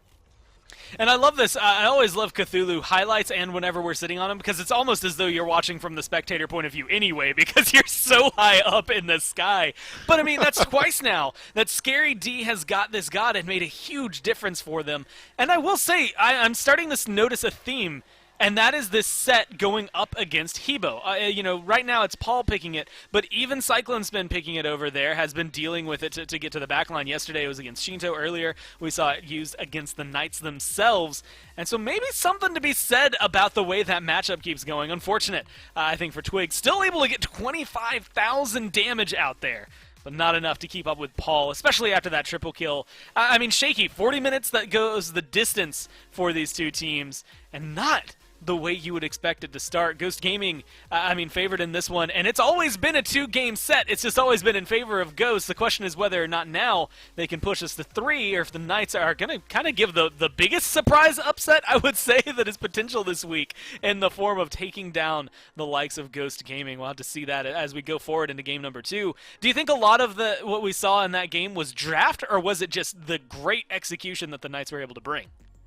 I think it's a little bit of column A, a little bit of column B. PK brought their own individual identity. They know that Captain Twig loves playing that Hebo set. Obviously has a very good matchup there with a knock-up immunity and the ability to just one-shot you the second he ticks over to level 5. But I think it might have come down a little bit to Ghost jungler Sam for Soccer. Kind of struggled on this Nemesis. He did get the traditional counter matchup into Cthulhu, but we never really saw it come to fruition. Even when Scary D did tank the Nemesis ultimate inside of that Descent into Madness, it was so hard to shut him down. The front line from PK, the dive potential, was stopping a lot of the DPS from following up, which left Sam for Soccer alone on an island in the middle of 3 in the back line all on his own. So it seems like maybe, if anything, I want to see Ghost switch up their draft a little bit. I'm not going to give any notes to PK. They looked very good on the field, putting out a ton of damage. I mean, even Neoma out-damaged Sam for Soccer in that game, and if that doesn't tell you exactly how strong Thorns is, I think nothing will. Well, Shift, I was wondering if it was going to be made was a Cthulhu ban, but it's not. Instead, it's all targets once again at Paul. That's kind of usual for the Knights, right? All 3 of them getting taken down there, as it's the Hell, the Morgan, and now the Set that is getting banned away from them. Hevo's still available and something Ghost likes and could potentially lock back in here, but they're really trying to win over in just this mid lane. And you got to say it, I think, while we were watching, but like Twig didn't really get to feel comfortable at all that game, realistically. I mean, there were a couple of moments where that Hebo got to shine, but a lot of times that set just had his number, and they're going to be able to get it this time without worry of that assassin. Is that going to make a big enough difference for them? It might, but banning out the set left open Persephone right now, and we know Paul is capable of taking that pick. Kuzumbo obviously has a decent matchup into the Hebo as well. I'd be surprised. They might not even elect to pick up the Persephone here because it's very unlikely that Ghost runs Hebo jungle with Persephone mid, so PK might just elect to pick up a Hunter for themselves. Rom already banned, Cupid's still available. And it doesn't matter. We're talking about Zapman, the Zymdall, whatever he calls it on his stream. He wants to play exactly just that. And it's going to have, again, a very strong matchup in a Hebo, able to immune out the Water Spout, make sure they don't get knocked up, the CC immunity on your ultimate, and the Bifrost, bringing safety into the lane. I would be surprised if Ghosts don't take exactly that. It's going to work very well on FineOK. This Nike's been a staple pick for him out of the solo lane. PK's got to go to Persephone here, right, in the top 3. There's no way they don't. I mean, it would make sense, right? Although it would be funny if they go for anything else. Maybe they grab a jungler here. Maybe they end up grabbing a solo laner like they did last time. And then we end up in this interesting position where maybe we could see all 5 God bans targeted specifically at Paul, and then, of course, he'd still have something to pull out. Even with the Hebo being taken away, that's almost like a 4th ban that is coming through to strip his pool away. And then what'd be funnier is if it was the Heimdall going mid, and Zapman maybe would finally pull out the Apollo. That's just a personal hope of mine because I want to cross him off my list. But it is going to be that Persephone, that Paul-Sephone even, that he has been able to bring out. This has been deadly, Mifflin, when we've seen it in their hands, and honestly, it's enough to make me lean heavily in favor of the Knights here. I mean, Persephone in of herself has, what, like an 80% pick ban rate within the league. This god is incredibly strong right now. The Grasp of Death ultimate is going to be very hard for Ghost Gaming's draft to deal with. If Hebo gets caught out by it, he's either going to have to expend the beads or he'll likely build in a Magi's very early on, and if failing all that, Crushing Wave just to escape out of the range of it. We're already looking at a very good CC core. Heimdall has good self-peel for himself in the back through the ultimate. Kuzumbo, a little bit less confirmable CC. That dash, not very easy to use once you're in that 5-on-5 engagement, but the spinning top Beyblade ultimate certainly is. I think that PK have got a very good draft so far, and they're already making the adjustments again. They've banned out the Cthulhu for themselves, knowing that they likely don't want to run a triple magical, make sure that Ghost can't take it over there into the support role, and they ban out the Awilish, something that Sanford Soccer has been on an absolute tear on. Well, the Kamazats, the Tsukiyomi, taken away from the Knights this time around. Tsukiyomi, I was actually going to talk about him a little bit earlier because that was the other one that we saw Radiant specifically picking up that helped get to the backline to deal with anyone playing Hebo. And so being able to slow that down a little bit, but it's going to be the Raven that comes through. Another special from Cuvo. Fred feels good. How well do you think it fits into this draft, though? I'm not really thinking of Persephone and Heimdall as that level 3 fighter the same way that Raven is. Well, Raven can set up at least a couple of auto attacks from Heimdall, and at level 1, Heimdall is swinging harder than any other hunter in the game, probably about 80 or 90 with that purple buff. But Raven is what I consider a bridge pick jungle. You're not picking him for his late game prowess. You're not picking him for the mid game prowess. You want him just so he can get you through the early, potentially through the mid if he pulls the lead, and have you scale well into the late game with your late game hyper carries. And that's something that PK have in spades right now. Heimdall comes online very late in the game with this Berserker Shield build that we're seeing from Zapman. And then once Persephone hits late game, all of a sudden, Bone Rush is slamming you from 900 from halfway across the map, and we don't even have to address how strong Grasp of Death becomes. So I think that this Robin pick is very smart for what they need inside their draft, something to help them out throughout that laning phase. Well, they finish off their lineup with the King Arthur, but, you know, we talked a lot about the Knights just there. I want to look at Ghost because this feels Radiance-esque. I mean, what we've seen out of them the last 2 days, you get 4 physical, the Guan, I'm going to guess support because it feels like that's where he goes best in this draft. You have the Thor, the Hachiman, the Nike as well coming through. I mean, we saw that it bested the Knights earlier. Do you think Ghosts are going to be able to take this kind of composition and turn it into the same thing we saw out of Radiance?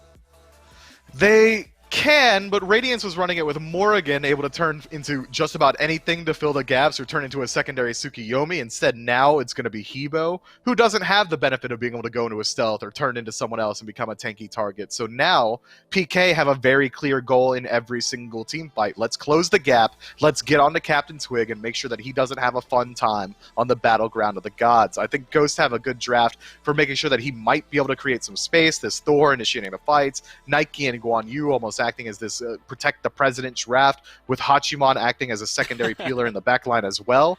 But I'm concerned. There are definitely concerns here for it. And I think you're right to say that it's likely going to be Guan Yu in that support role up against Heimdall and the Kuzenbo.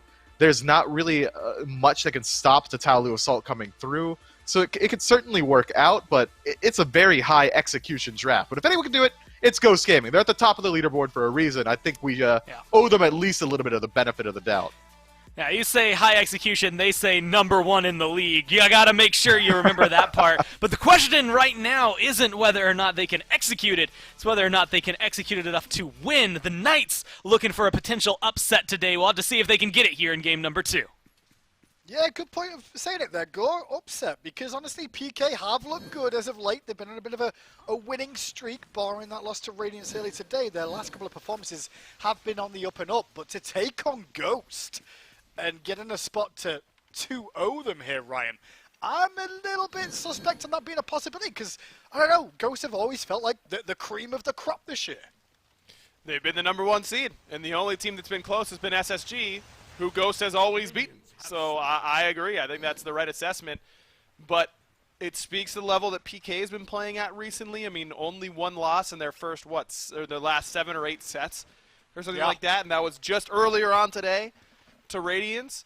I'm just impressed with how well they're playing on the back end of their break, because that is something that I think is very hard to do, maintain momentum throughout something like missing a week's worth of games, and to come back knowing that you've got a tough doubleheader ahead of you and play as well as they have has been impressive.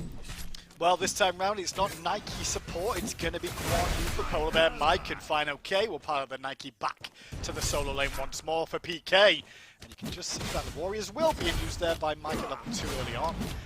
We'll see how this matchup plays out in the laning phase, because already it looks like a bit of pressure there for Ghost Gaming with how they started. It's crazy how fast things change in the SPL, though, isn't it? I mean, a couple weeks ago, Guan Yu, Nika picked it. I think he was the first, and everyone was Omega lulling the Guan and Keck Wing it. I mean, no one took it seriously at all. And now, I mean, Aurora first picked it in set 3 today, and Mike's doing this to Cubo Fred. Well, luckily enough, that little Nene capper there from Neil just helped to body block Sam from getting in range of Cubo there. In the solo lane, dicey options for both. Both have health potions available. It's always fun seeing solo laners at that low health still juking it. Mox now, I should say, Cubo. It's more damage from Mike there with that Taolu Assault and forces him back to base.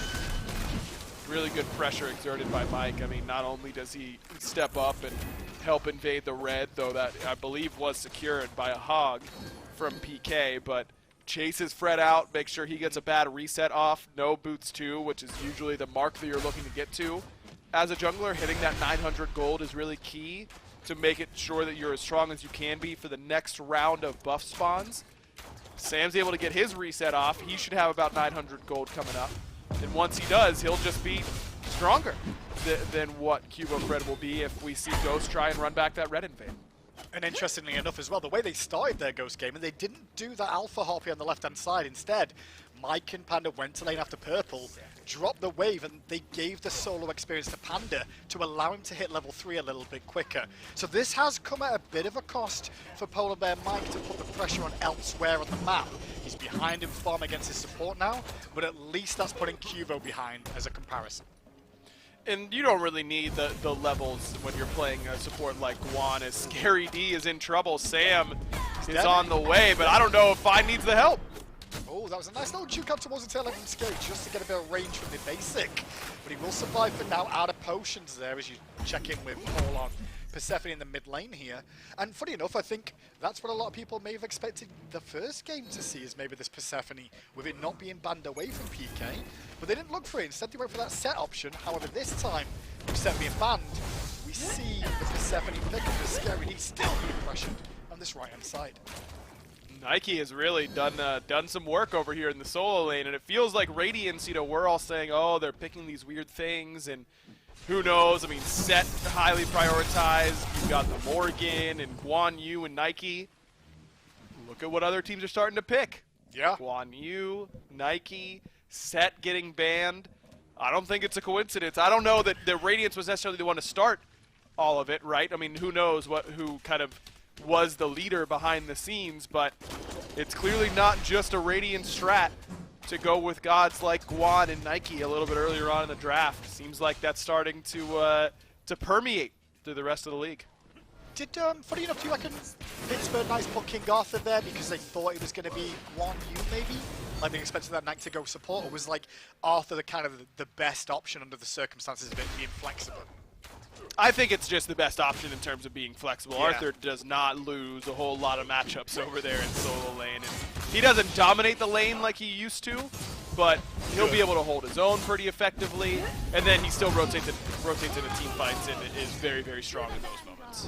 Scary D got very upset about that Tomaku going down and just showed Fine OK exactly how he felt about it. But Fine OK should be fine and heal back up again. Still no kills so far. You're starting to see the supports roaming around towards this mid lane a little bit more now. Everyone level 5, 6 respectively across the map. Just a little bit of a delay on Mike hitting that level 5 from the early game start that we saw. But the goal is relatively even here as again Scary D keeps getting pushed into this tower by Fine OK. Sam's not up in the air yet like I thought he'd be, because he doesn't need the ultimate. At least he's hoping not first blood goes Ghost away. Oh, but can Sam get to the sky in time just away from Cubo? Leaping in again is Fine OK, but Neil's there for Peel. Will we see him come down is the question. Great blink from Cubo. Fred to avoid the dunk in Sam, who was really relying on his teammates there in that rotation. Good play from Ghost. They get first blood. And they make sure that no one on their end dies. They secure their own blue. And Mike makes sure this mid-wave doesn't go to waste, picking that up on his rotation over.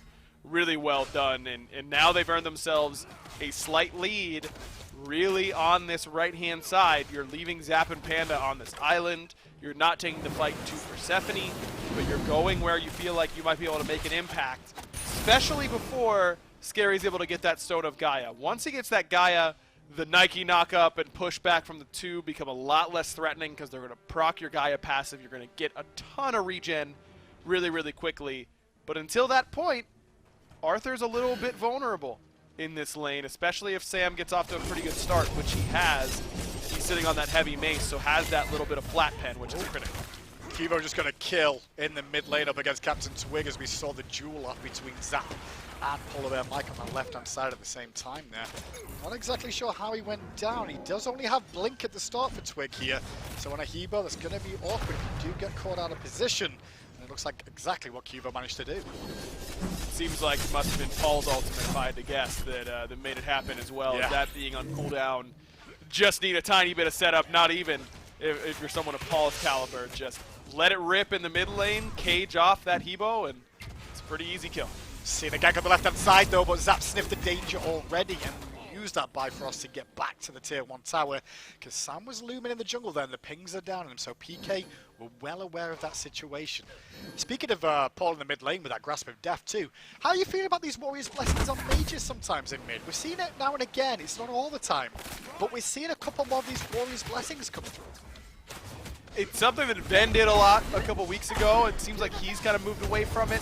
I've done a little bit of testing on it. It's not my favorite. I think it's really more suited for a competitive setting than someone, say, taking it into their ranked games. Because what makes Warrior's Blessing so strong is that it sets you up to fight right now around a coordinated team. Sam went for the blue, didn't find it. Nobody else was in the area, but you got the idea of what he was aiming for there. You also saw Twig was just hovering around too for backup if required, but that has allowed a bit of pressure for PK in this middle area now. Gonna get those right-hand harpies as well as Mike holding the wave here, taking a bit more poke than he would like to from these plants. And you look at the plant damage that just hit Twig there, lack of respect. Great ult to avoid the Grasp of Death and get away for an ult exchange. And Cuvo's lurking. Can Twig get back in time? Fred didn't see it. Yeah, I think if Cuvo would have seen that there, it could have been a bit of a worse spot for Twig to be in. Yeah, I think a Blink Prana Onslaught into Mystic Rush right away would have gotten the job done. But if Twig then counter blinks off the blink sound, then you're in an awkward spot. Probably correct for Fred to just allow Twig to go back to base. But the big risk in this game was really allowing Paul to get this Persephone. Seems like that risk has not paid off for Ghost quite yet in this one. Paul's been able to control that mid lane very well. Well, both junglers have managed to get active, at least in this game so far. Both kills coming from the junglers too, with Sam a little bit more gung-ho with these gank potentials, but Cuvo Fred just as successful when he's coming too. And that's just left us still at this sort of stalemate pace at the moment. Experience across the map is relatively evened out as now we see that Spirit Desolation picked up from Paul for that penetration. And from Captain Twig here, is this going to be a Chronos pendant? Run it to Hui? Where are we looking? I'd expect it to be a Rod of Tahuti. Normally we see this be a Doom Orb in this slot as of late. Could also be a Charon's coin. We've seen some players try and rush that early. Still don't think it's good, first item. We remember at the very beginning of the year when everyone thought that item was super broken and everyone was buying it first. I don't think that's the call. Oh no, Sam and Twig don't combine well, but don't worry about it because they still get the kill. Twig has no ult now, and Scary D knows it, and Neil's gonna blink on in and make sure Sam can't stop the destruction of his mid laner. However, the up-down cavalry charge from Polar Bear Mike caused so many problems, and in comes Fine-OK to slam the shield and take Neil's life. All Scary can do is spin to win and try and live away from the rend. He gets towards Paul, and the damage is done. 2 for 1, I believe, across that engagement. Sorry, 1 for 1 across that engagement.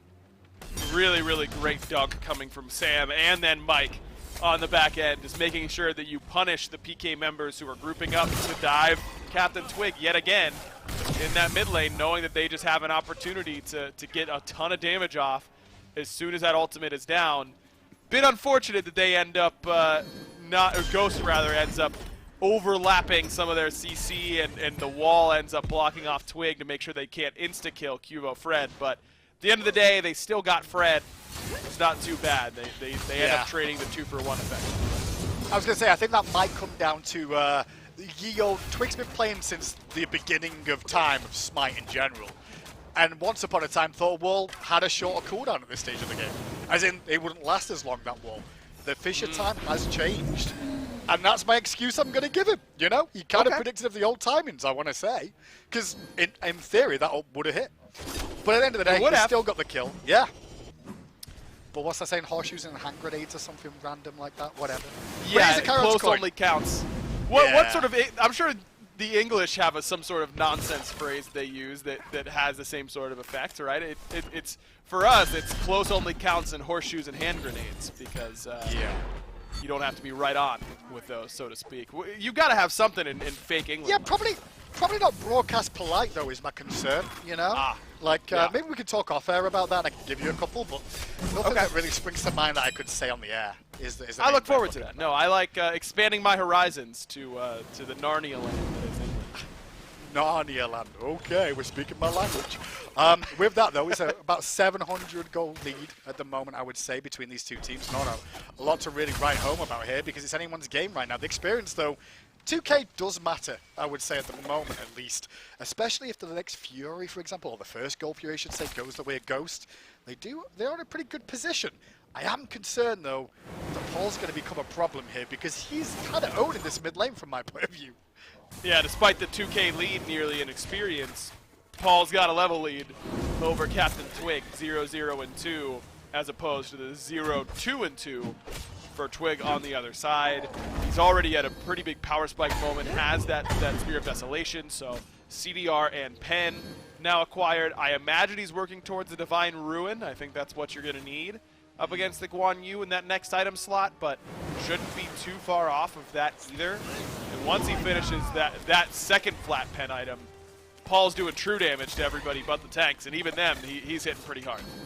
Well, we'll see what Twig can do with that Charon's coin. How many stacks can he get going on that thing before it gets to fruition?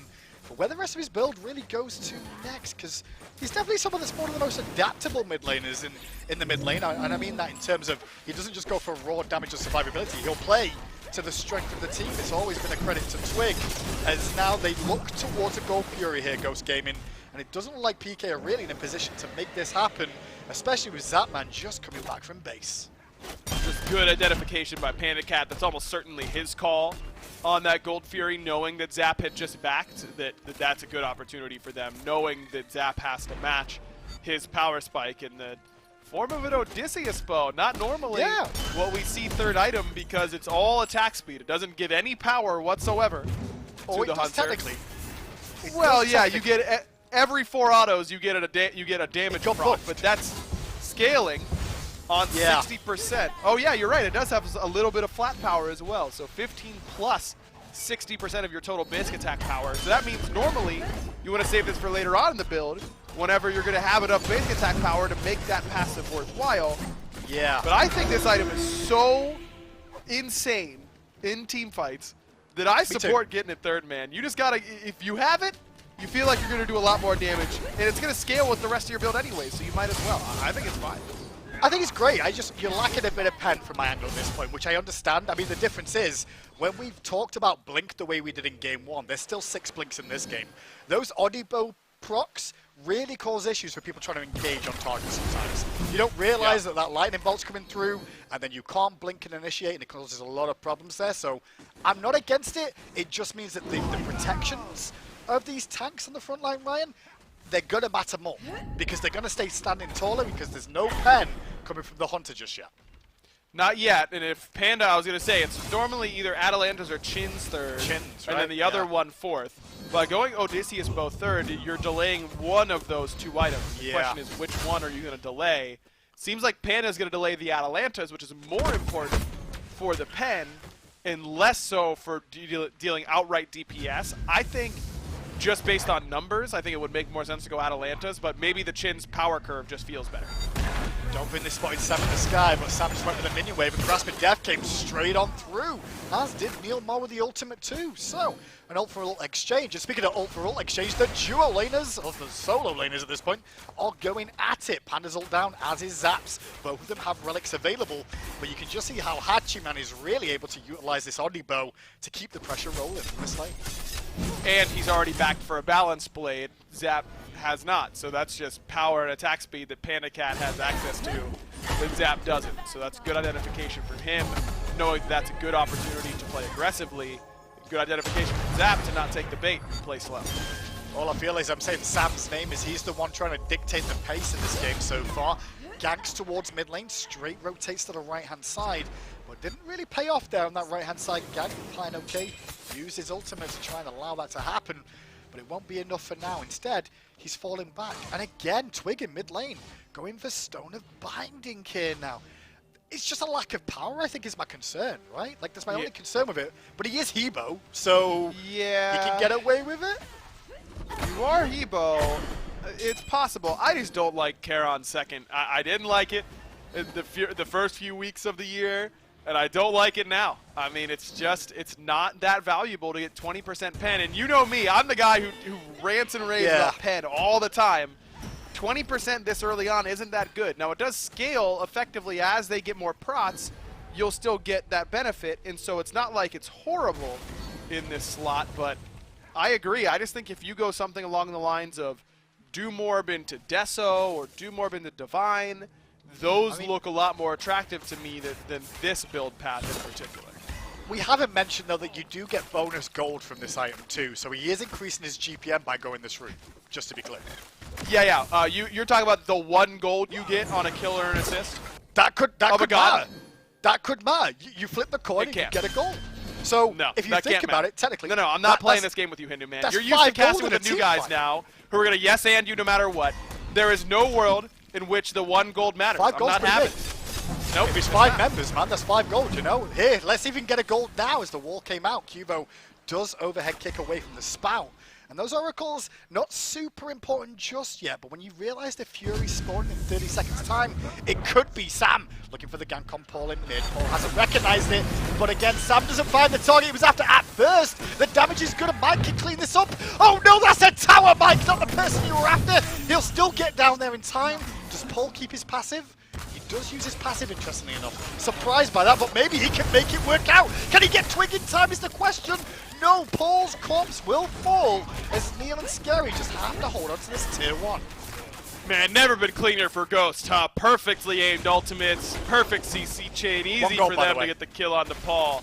And even though it was ugly, it doesn't really matter. You get both his relics, you kill him, and it looks like you're going to get a tier 1 tower for it as well.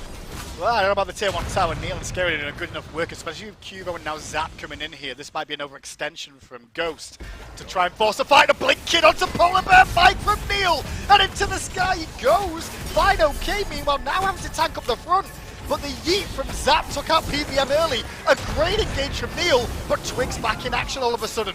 and Scary D's going to be a little bit more careful about frontlining so far. Fine, okay, different story. He's going to force back Zap and Cubo Fred as the all-random in mid lane is going on. The Fury's just sat there going, is anyone going to come and say hello? Looks like it'll be PK heading there first. I was gonna say, I know we did a reskin of the Assault map a little bit ago, but this is looking awfully different than what I'm seeing most of the time. This is a good opportunity for PK because Paul is back. Even though he has no relics and no ult, he's still healthy enough and has a lot of poke damage. PK taking the time here, grasping death out, does hit the wall and catch on a Panda Cat, and the ult away from Twigris to survive. Fine, okay, has to leap over the wall, back to safety. Good wall hammer from Sam will prevent the chase onto PK, but all the while, Zapman's doing the Fury, and Sam to the sky, 4-5 man up, baby, give it me, baby! Spin to win afterwards too, but he'll just get annihilated because the beads were up from Zap. He takes the life, and Twig speed's now down 2. It didn't work out. It could have looked pretty though. Man, what a massive ult from Sam, and you just don't get paid on it. Not enough damage quite yet. He had to dunk that, right? He had to dunk that, and I'm like, in my head, I'm like, he's dead if he does this, but that was so pretty looking where you're like, 5-member Thorl? Yes, please. Yeah, no way you're ever allowed to legally not dunk that, and then you have to do the all-in combo. You can't just auto-attack and spin. You've got to throw the hammer to try and one-shot somebody in that moment. Sam does his job that he's legally obligated to do as a jungler. It's like when you're a soul laner and you've got to up-down when you get ganked and you have like a Bellona ult. That's just the rules. It's how you got to do it. But either way, Ghosts just get a little bit too greedy. Instead of taking their one-for-nothing pick and going towards the Fury and forcing a fight there, I wonder if it's because they felt like they used too many ultimates. They used both Sam and and Mike's ults. Maybe they felt like they couldn't take a fight around the Fury if PK had showed up. Well, Twig in mid, forced to use his ult to get him. Oh, should be able to clean him up with a grasp of death and does so. Thread the needle down. And with that pressure, they come up for this tier 1 in mid. You think about how Ghosts were pressuring earlier on, it's come back to haunt them now. As this little trio in the mid lane of Persephone, Kuzumbo, and this Raven is starting to cause a lot of problems as Scary D gets hold of Sam now when he's got no beads. Thorns! Is it going to be enough? Not even going to need it. Slice to take him down. Another kill for Scary D. Man, this has not been Ghost's day, and it has been PK's. Things just seem to go their way. Paul does so much for this team in terms of picks and bans. You feel like you have to ban out every single one of his gods, and he still gets Persephone. Fine, okay, gonna go in early and buy a bit of time for his team. The damage is being done by the Fire Giant for PBM and the cavalry charge. He got hurt more than bargained for, and Zap's now on a killing spree. Neil getting low, however, but Fine, okay, still cut off from Scary D, who rotates back in. But I think that was good work from Ghost there, if I'm honest. Sure, they did end up losing Polar Bear Mike, but they stopped PK doing that FG. And they're really not down by that much. I mean, you look at the point of where they are in this game. Yeah. They're down by less than 1,000 gold. Experience is scary in some areas, but it's great for them in others. I mean, Paul's off to a massive lead, but Panda Cat's already sitting at level 20. You've got Mike who's ahead of Neil Ma in this game in terms of XP. It's really not that bad right now for Ghost, but it feels like it's all PK right now. It feels like they're the ones that have all the momentum. And because of that, I like what they're doing. They're being the aggressors. They're not letting Ghost set their feet and realize, hey, we're doing okay. You know, we're not that far down. We can do a fight if we do this and this a little bit better. Instead of letting them talk about it, you're making them say, hey, they're on Pyro. We got to get there. Where are they? All that kind of stuff. That's all scary. Nealon again did the blink sumo slam, but didn't catch Twig. Only got hold of Mike there, unfortunately. So no real doom and gloom that time round. The Scary D and Fine OK box around wards at this FG area. Both teams still able to argue and compete. The itemization still coming online towards the tail end for a lot of them. I think the biggest concern I've got in this game at the moment, really, is probably Neil Ma's level. Being only level 14 at 23 minutes in, he needs to get a bit of solo farm, and I think he could do with that sooner rather than later to be able to frontline a little bit longer as these engagements go on. This lead that Paul has doesn't come from nowhere. You know, there's only so much farm on the map. It's not like Paul is hacking and just gets more golden experience. He's getting more golden experience because Neil isn't sharing nearly as much. And that's the trade-off you make. It's just the trade-off you make. You know, you got to make some sacrifices and some stylistic plays. Neil definitely does need to find some farm. I mean, being 4 levels down as a Kuzumbo isn't horrible, But if you can get to an even point, or where you're only one level behind, you do so much damage to backliners that it makes it hard for them to fight you. Sam gets caught by that grasp of death, but he does put a nice wall down just to prevent the follow-up. But they weren't even after him anyway, because they just destroyed Polar Bear Mike before he could do anything. A straight-up raw Zapman ultimate just provides him with a window of now a 4v5. And again, Ghosts are on the back foot waiting to see what PK do next. It's one of the big strengths of Heimdall that really we don't talk about enough, I don't think, is not just his safety and his perfect information that he provides to the team, but it's his ability to just get picks as a hunter. It's something like what Neath can do for your composition. It's a little bit different because Neath's global and can do it from anywhere, but in situations like that where it's just a frontliner right in front of you, if they don't pre-ult your ult, they die. And not a lot of hunters can say that. God like Cupid or something like that, you can ult in response and still get out. Not an option against Heimdall. Really good setup by Zap, who's having himself a pretty solid set. He's 4-0 in this game. Yeah, honestly, I think Zap's probably one of the most improved players of the season for me. I think his last couple of years, he's had his ups and downs, mainly downs, but this year, like, he's on the up and up, I would say. He's still had some off games, sure, but I've definitely been liking Zap's playstyle as of late, and I think that really has been PK kind of know their identity now. It's taken him a while to find it with Cuvo joining this team. It's still Paul, the major carry of this team. He's the one they feed the kills to. He's the one that gets the focus picks and bans to. But the rest are doing a really good job of supporting casting to make that happen. They're a team. That's what this PK squad is. They work well as a unit whenever they're playing well. It's whenever they get a little bit too spread out, the right side of the map sometimes ends up being their downfall a little bit. The dual lane has some rough games from time to time. I mean, it happens to everybody on this PK team, but when they're playing like this, they look like they can do it again. A bit of a crazy fight in mid, and it's Twig that's coming out worse for wear a little bit there towards the tail end, but did manage to hold on to his ult this time. Beats, however, a different story. There's now Cubo's at half health with Fine OK swinging around the back, trying to push him back into the damage. Hachimanel came through there from Pandacat, but it wasn't enough to whittle down the health bar. Sam again with the ult.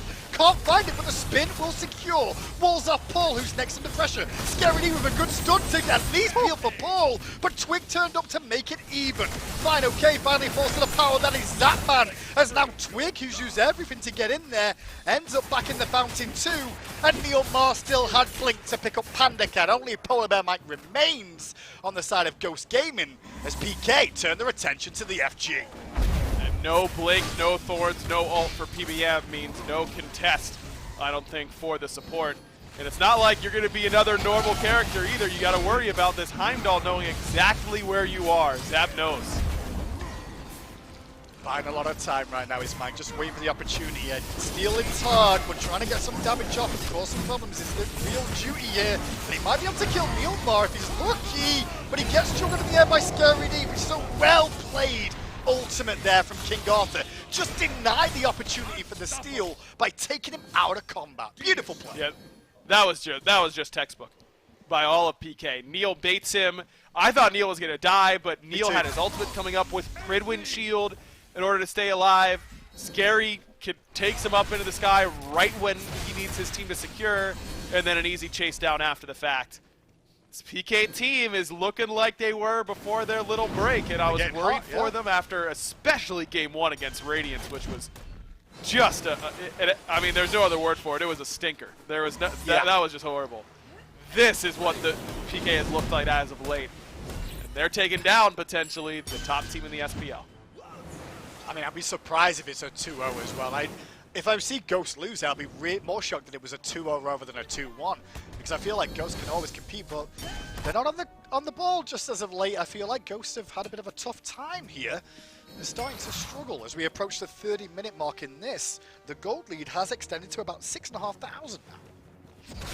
They're in not a great spot in order to come back in this game, but that last team fight was fairly close. I mean, things got off to a pretty good start for Ghost in that moment. That's about as low value of a grasp of death as you'll see, and PK still managed to win the fight anyways because of good plays from Neil and from Scary. This front line just feels pretty much unkillable right now. I think a lot of that is because Sam has not been able to be as effective on insta-killing the back line as he would like to be. If you had Sam still have some gas in the tank in order to help on the front line, it might be easier. Bit of a split from PK here. 3 members with the Fire Giant, and there's 3 members grouped up in the mid lane with Neil and Zap on the left, but Paul now starting to join him on this left-hand Phoenix, trying to make sure they split the defenses of Ghost up, force someone into a bad spot as minions now pour down mid. Left-hand side has to wait for a second or two. Paul rejoins that middle area. Fine, okay, he's already been chipped down a little bit in health so far.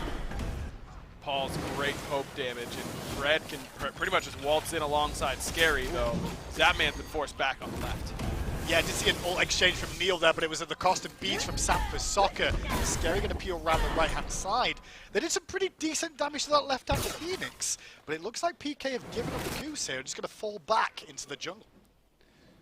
A little surprised they don't reset and try and go for that Phoenix, because they still have all their relics up on PK's side.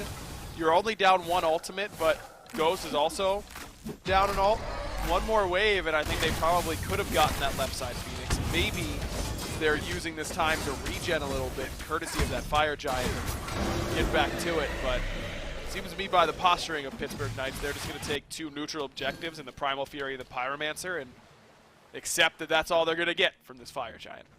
Yeah, I mean, it's not terrible, though. I mean, a 10k gold lead on 12k for a second or two, I guess, isn't bad. Spend that money at 30 minutes in.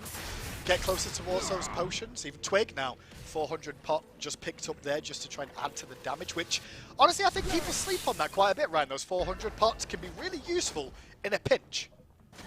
Huge. Whatever you feel like you need to win the next fight, absolutely. I mean, you're not getting any better value out of 500 gold than a power pot. I mean, it's power, it's CDR. It's really, really strong for you. I don't think Twig is anywhere near being able to finish off another item. I mean, he's got, what, 900 gold in inventory, nearly 1,000. 1,500 gold isn't worth something besides a power pot. A tier 2 of an item, and having to sell your Mage's Blessing isn't that great of a feeling. So I like this decision by him. He does have 2 gold from that Currents coin so far, by the way. Huge. Yeah, you're right. I think actually, with that in mind, yeah, with the 2 gold from Charon's coin in mind, it's the exact same thing that I already said, because the 2 gold doesn't matter. I think the big difference, though, in terms of like items like that require stacks, is if you don't get the stamps, they don't get worthwhile. And this is a great grasp of death from Paul. Beats down from Twig, as is his ult, just on the offense, because 2 members of Ghost were trying to push down mid lane. But instead of committing there for that Phoenix, they're just going to fall back. PK, happy with the results. They get Twig's ult, they get Panda Cat's ult, but they also get those Hebo beads too. Zap's just using the sword to give himself perfect information on where everyone is, including Sam for Soccer. Oh, a bit of a rope-a-dope there, and Sam gets to the sky in time, avoiding the ult out from Cubo Fred. As wrapping around this right-hand side is Ghost Gaming all clumped up. Sam this time won't go for the 5-man dunk. Instead, though, Polar Bear Mike is having a nightmare, in my opinion, on this Guan Yu. He just can't get in the fray, because Neil Ma or Zapman are just sending him on an adventure every time. He's not even allowed to choose whether he wants to go. No, it really has been a tough game for him, and I think that's partially because of the composition from PK, but partially because of how ineffective Ghost damage dealers have been, save for Panda Cat. Panda's had a good game in terms of the player damage numbers, but look at where Twig is, pretty low. Fine, okay, still trying to attack this front side, but just use the ultimate again.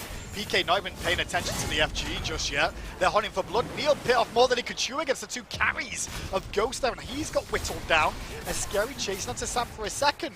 But this is good work from Ghost. They delay another FG in a 4v5 situation, and PK don't try and pull the trigger. They were down in relics in that position too. You get the beads from Zapman. That's an important cooldown. That's a good play by FidoK and the rest of Ghost to get involved. Can't just roll over and let PK take what they want. This team is too seasoned to let you win a game where they are in control like they have been for the last 15, 20 minutes or so. Like the play from Ghost, but they've got to find a way to get Twig some damage in some of these fights. Let him be a damage dealer, because every fight that he's got in, not only has he either been forced out or died, but he really hasn't gotten that much damage off. Yeah. I think that's always the key with a Hebo too, right? If you can get that crushing wave to hit an enemy, you're winning. If you can force the Hebo to use that crushing wave defensively, the other team's winning. That's the whole game plan where you can. The beads are back up in 20 seconds for Twig, so expect to see him walk up a little bit forward one more time. It's also one of the downsides of having a blink is just that one defensive option for yourself. as now the dance of the FG begins again. There is a big minion wave building up on the left-hand side, however, and the mid lane too. Yeah, it's not a great position now for Ghost because they don't have a teleport in order to take care of these big minion waves. Now, it's not an Oni wave or a fire wave or anything like that. I don't think that left side wave is going to get the Phoenix anytime soon, but it will eventually get on top of the Phoenix if no one from Ghost backs. I know, there's a lot of archers there too, another wave coming. Let's find out what FineOK can do here. He leaps away as Sam hits with the hammer and double tap on Fred. But Fred didn't really lose too much health there as Mike being very careful about his positioning now. Still though, Neil getting aggressive. The grasp of death split the difference. Didn't catch a toy through that narrow gap. Are you kidding me? FineOK and Sam though dunk in the backline and get hold of Zapman for his first death of the game. Scary D getting low as is Neil. Paul takes down Sam who gets away, but Cubo Fred's Fists of Fury take down 5. Now Polar Bear Mike with the Thorns though forces PK back, and Ghosts want to give chase. They need to give chase, but they can't with the health bars being down. A crazy fight again, initiated by Neil and FineOK and Sam at the same time. Really, really close there for PK just wiping Ghost. I mean, if that Grasp of Death lands properly, I can't believe it missed. It's gonna be a problem for the Ghost Gaming backline, but that ultimate just goes a little bit wide. Really good identification by Sam and Fine that they had got Zap's beads in that last little skirmish by Fire Giant, so it's an all-in onto him. It's still a good work by Zap and the rest of PK. I mean, they get both divers in that moment. Straight 2 for 1, but couldn't get anything past that. Good stuff from Scary D. He's allowing his team to get enraged to catch on a Twig. Grasp of Death down 2. It's all focused on the He-Bo. And he's dead now for 60 plus seconds. With an Oni Fury being up, with the Fire Giant being up, that left-hand Phoenix is even more critical for Ghost to defend. I feel like here. Do we see Mike come to defend this? I don't think we do. This is a rough spot to be in for Ghost Game. The good news for Ghost is that Paul is completely oofed. He's got nothing in the mana bar. So if you're PK, I would have been tempted to just run it down left. It's an already weakened Phoenix. You've got a 5v4. Your relics are looking much better than your opposition's. I think if Paul has mana in that spot, that could have been a siege opportunity for PK, but Ghost do a good job of pushing out that left-hand side. Paul has to reset, and that kill on the Twig matters a little bit less than it could have. Just keep an eye on Paul's damage again. He's at 25k, just under player damage, but he just picked up that Elixir of Power, which we'll see what he can do. Neil splitting the difference again, trying to isolate people, and it's Sam that was the target, taken down by Cubo Fred, who's now on a killing spree. Panda Cat forced to ult defensively. Polar Bear Mike forced to ult defensively. FineOK forced to ult defensively. Can anyone be offensive on Ghost now? No! PK are just not allowing it. They aren't. They're too strong, sieging forward, but they only get 1 kill. Twig still has ult and Blink coming up. Just gotta make sure you don't fall for the trap. Scary gonna blink in, look towards Twig with the support of Paul in tow. The rest of the team were heading to Fire Giant, but Paul and Scary went, no, let's try and get ourselves another kill. And it was Captain Twig that fell.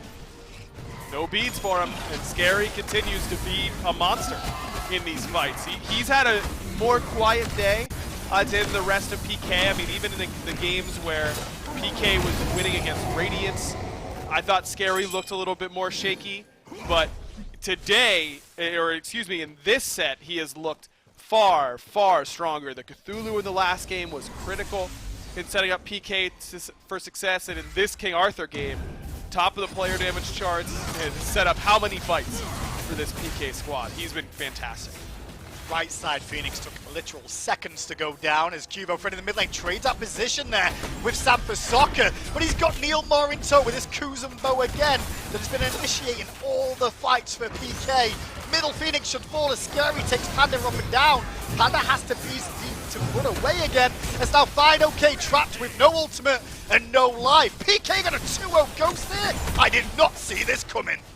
This team stays red hot despite a loss to Radiance. I think it speaks to how well Radiance played in their set up against PK, that they were managed to take a game off this team. Well, I'll see what could happen in the end. I thought maybe Twig and Panda could have done something, but not enough to defend at that Titan there. 38 minutes, 23-7, and Pittsburgh Knights come out on top. I think they've been playing well, PK, lately. They went on a pretty hot streak, barring that Radiance set we just saw. I am still shocked that they took down Ghost like that. I don't think a lot of people got that vote right. I know I didn't, that's for sure. I lost some points there in the client, but overall, man, I think you got to give credit to this PK team. Obviously, Ghost did not come out and play their best Smite today. I thought Sam was much more lackluster than he normally is for this team. Twig struggled this set, and Mike certainly had some struggles in Game 2 in particular. But overall, I don't think you can put this blame on Ghost's feet. I think you got to give credit to this Pittsburgh Knights team. They're for real, man, and they're getting hot at the right time. Completely agree. Ghost played okay. PK just played better. We'll find out what PK can do at the tail end of the season. But for now, we're going to go to a break before the next set.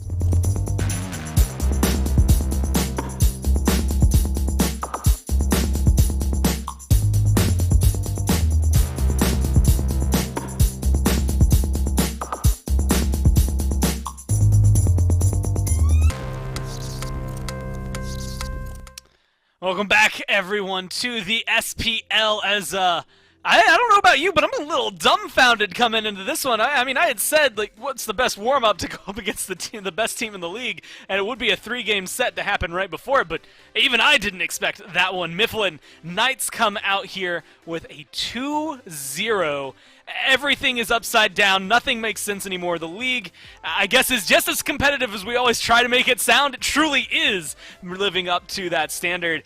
And the win streak for Ghost Gaming is gone. Knights have taken down SSG and Ghost. I think it's a circle. Everyone can beat everyone.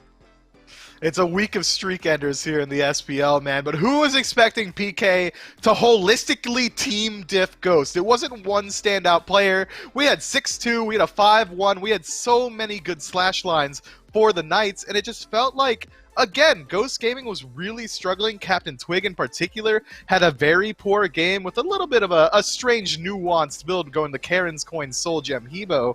But all in all, every single individual piece of the Knights was performing here. Paul puts out buco damage. Scary D creates more space than just about anyone else could have. Zapman as well goes nearly undying. I think he only drops one death in that game as well. It just felt like Ghost Gaming was off today. Man, and you know, that's actually the last time these two played. It was later in the week. I think it was on a Sunday, but the Friday we were talking the same thing. I mean, they got 2-0'd by Renegades that week, and that was this was the turnaround for them, was beating the Knights. So maybe just another one of those off-putting sets that comes through, but also means, again, when you're looking at those top 2 teams right now, this loss means even more because it comes through for them. That was maybe the advantage Ghost had over SSG. Now they're both losing to the Knights in the last third of the phase. Impressive, I think, to say from the Knights. And, you know, there's a lot of people to highlight here. I think literally everyone on the Knights had a good-looking game and made an individual play at any moment. But I got to give some huge props to Zapman because he's had a hell of a day. I mean, all 5 of the games, he managed to look solid every single time. Even when he was losing, he would still have a great KD that came through, so he was able to hold his own. I think there's maybe one in there against Radiance where he doesn't look as great as all the others, but just phenomenal from them. I mean, from top to bottom from the Knights. And this is going to lead me to the next question, which is just, what now? I mean, what do we expect? Nobody's vote, I think, was here in favor of the Knights. So what, looking forward, like, you lose to Radiance, are they still on a hot streak, or are things going to be shakier for them just against these top teams?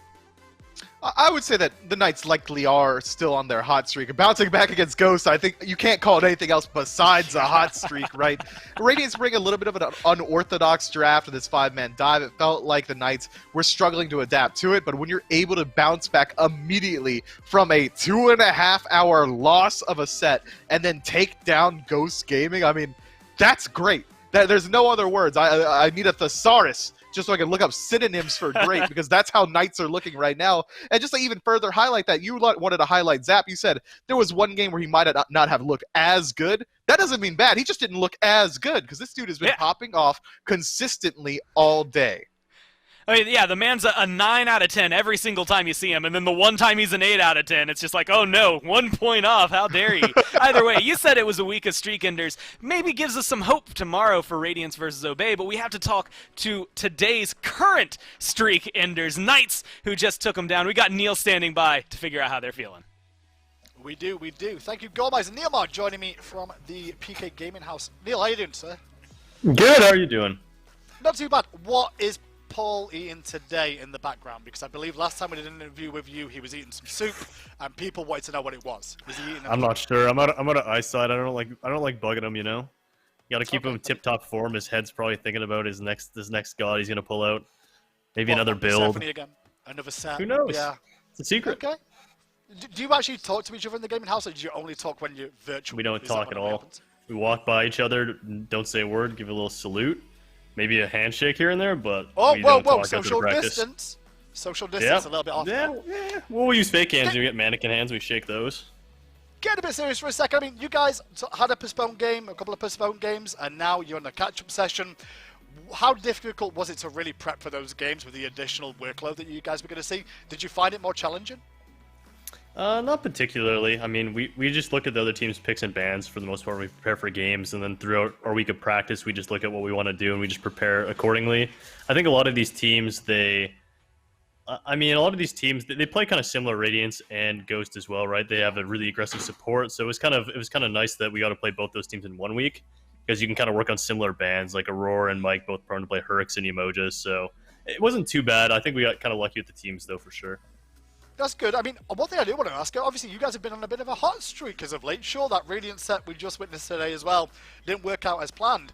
But, like, what was the catalyst or the change for you guys that you feel like really invigorated you for this hot run you guys have been having just now?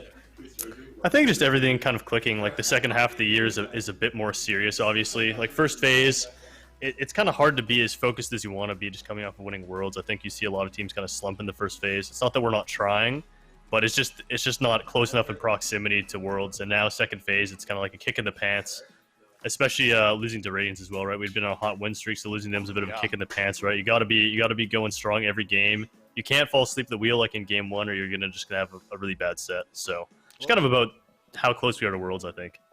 I think my final question really is, you guys have now got Sanguine up next week, and you're tied at 1-1 in phase 2. How's it going to go? You got any cheeky? I think it's going to go well. Special? I don't know if we have anything special planned for them, but they're a great team. We've struggled with them historically in the first phase, and we picked up our first set win against them the year last time we played. They've kind of been really up and down, so it's hard to say how they're going to be for sure, but they're always a great team fighting team. You can expect it to go late and them to really just play well as a unit there. So I think it'll be a lot of fun, though. I think those guys are all really talented players, and it'll just I think it'll come down to what kind of form they're in when we play them on that given day. Perfect. Neil, thank you so much for the time with you. Congratulations on the victory there. Good luck next week against Sangwin. For now, let's get it back to Gore on the desk.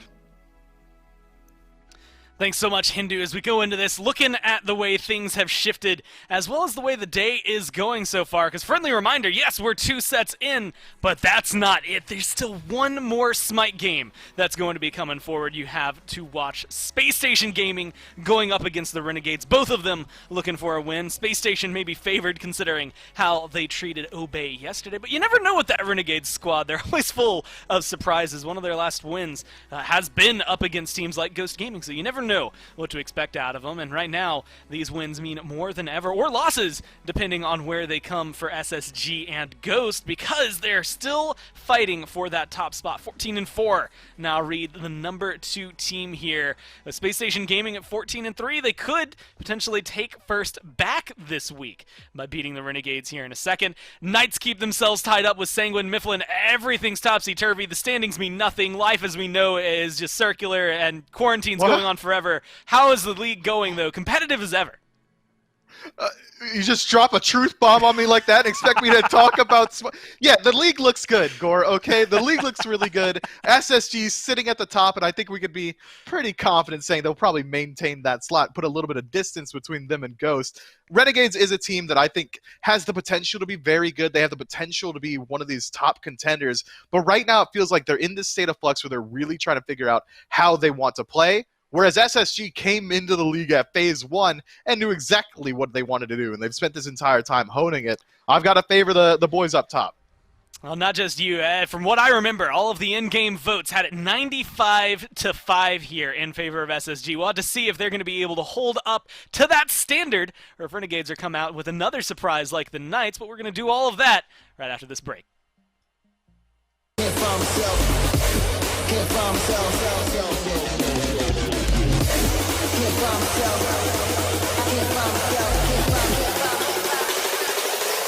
can't find myself.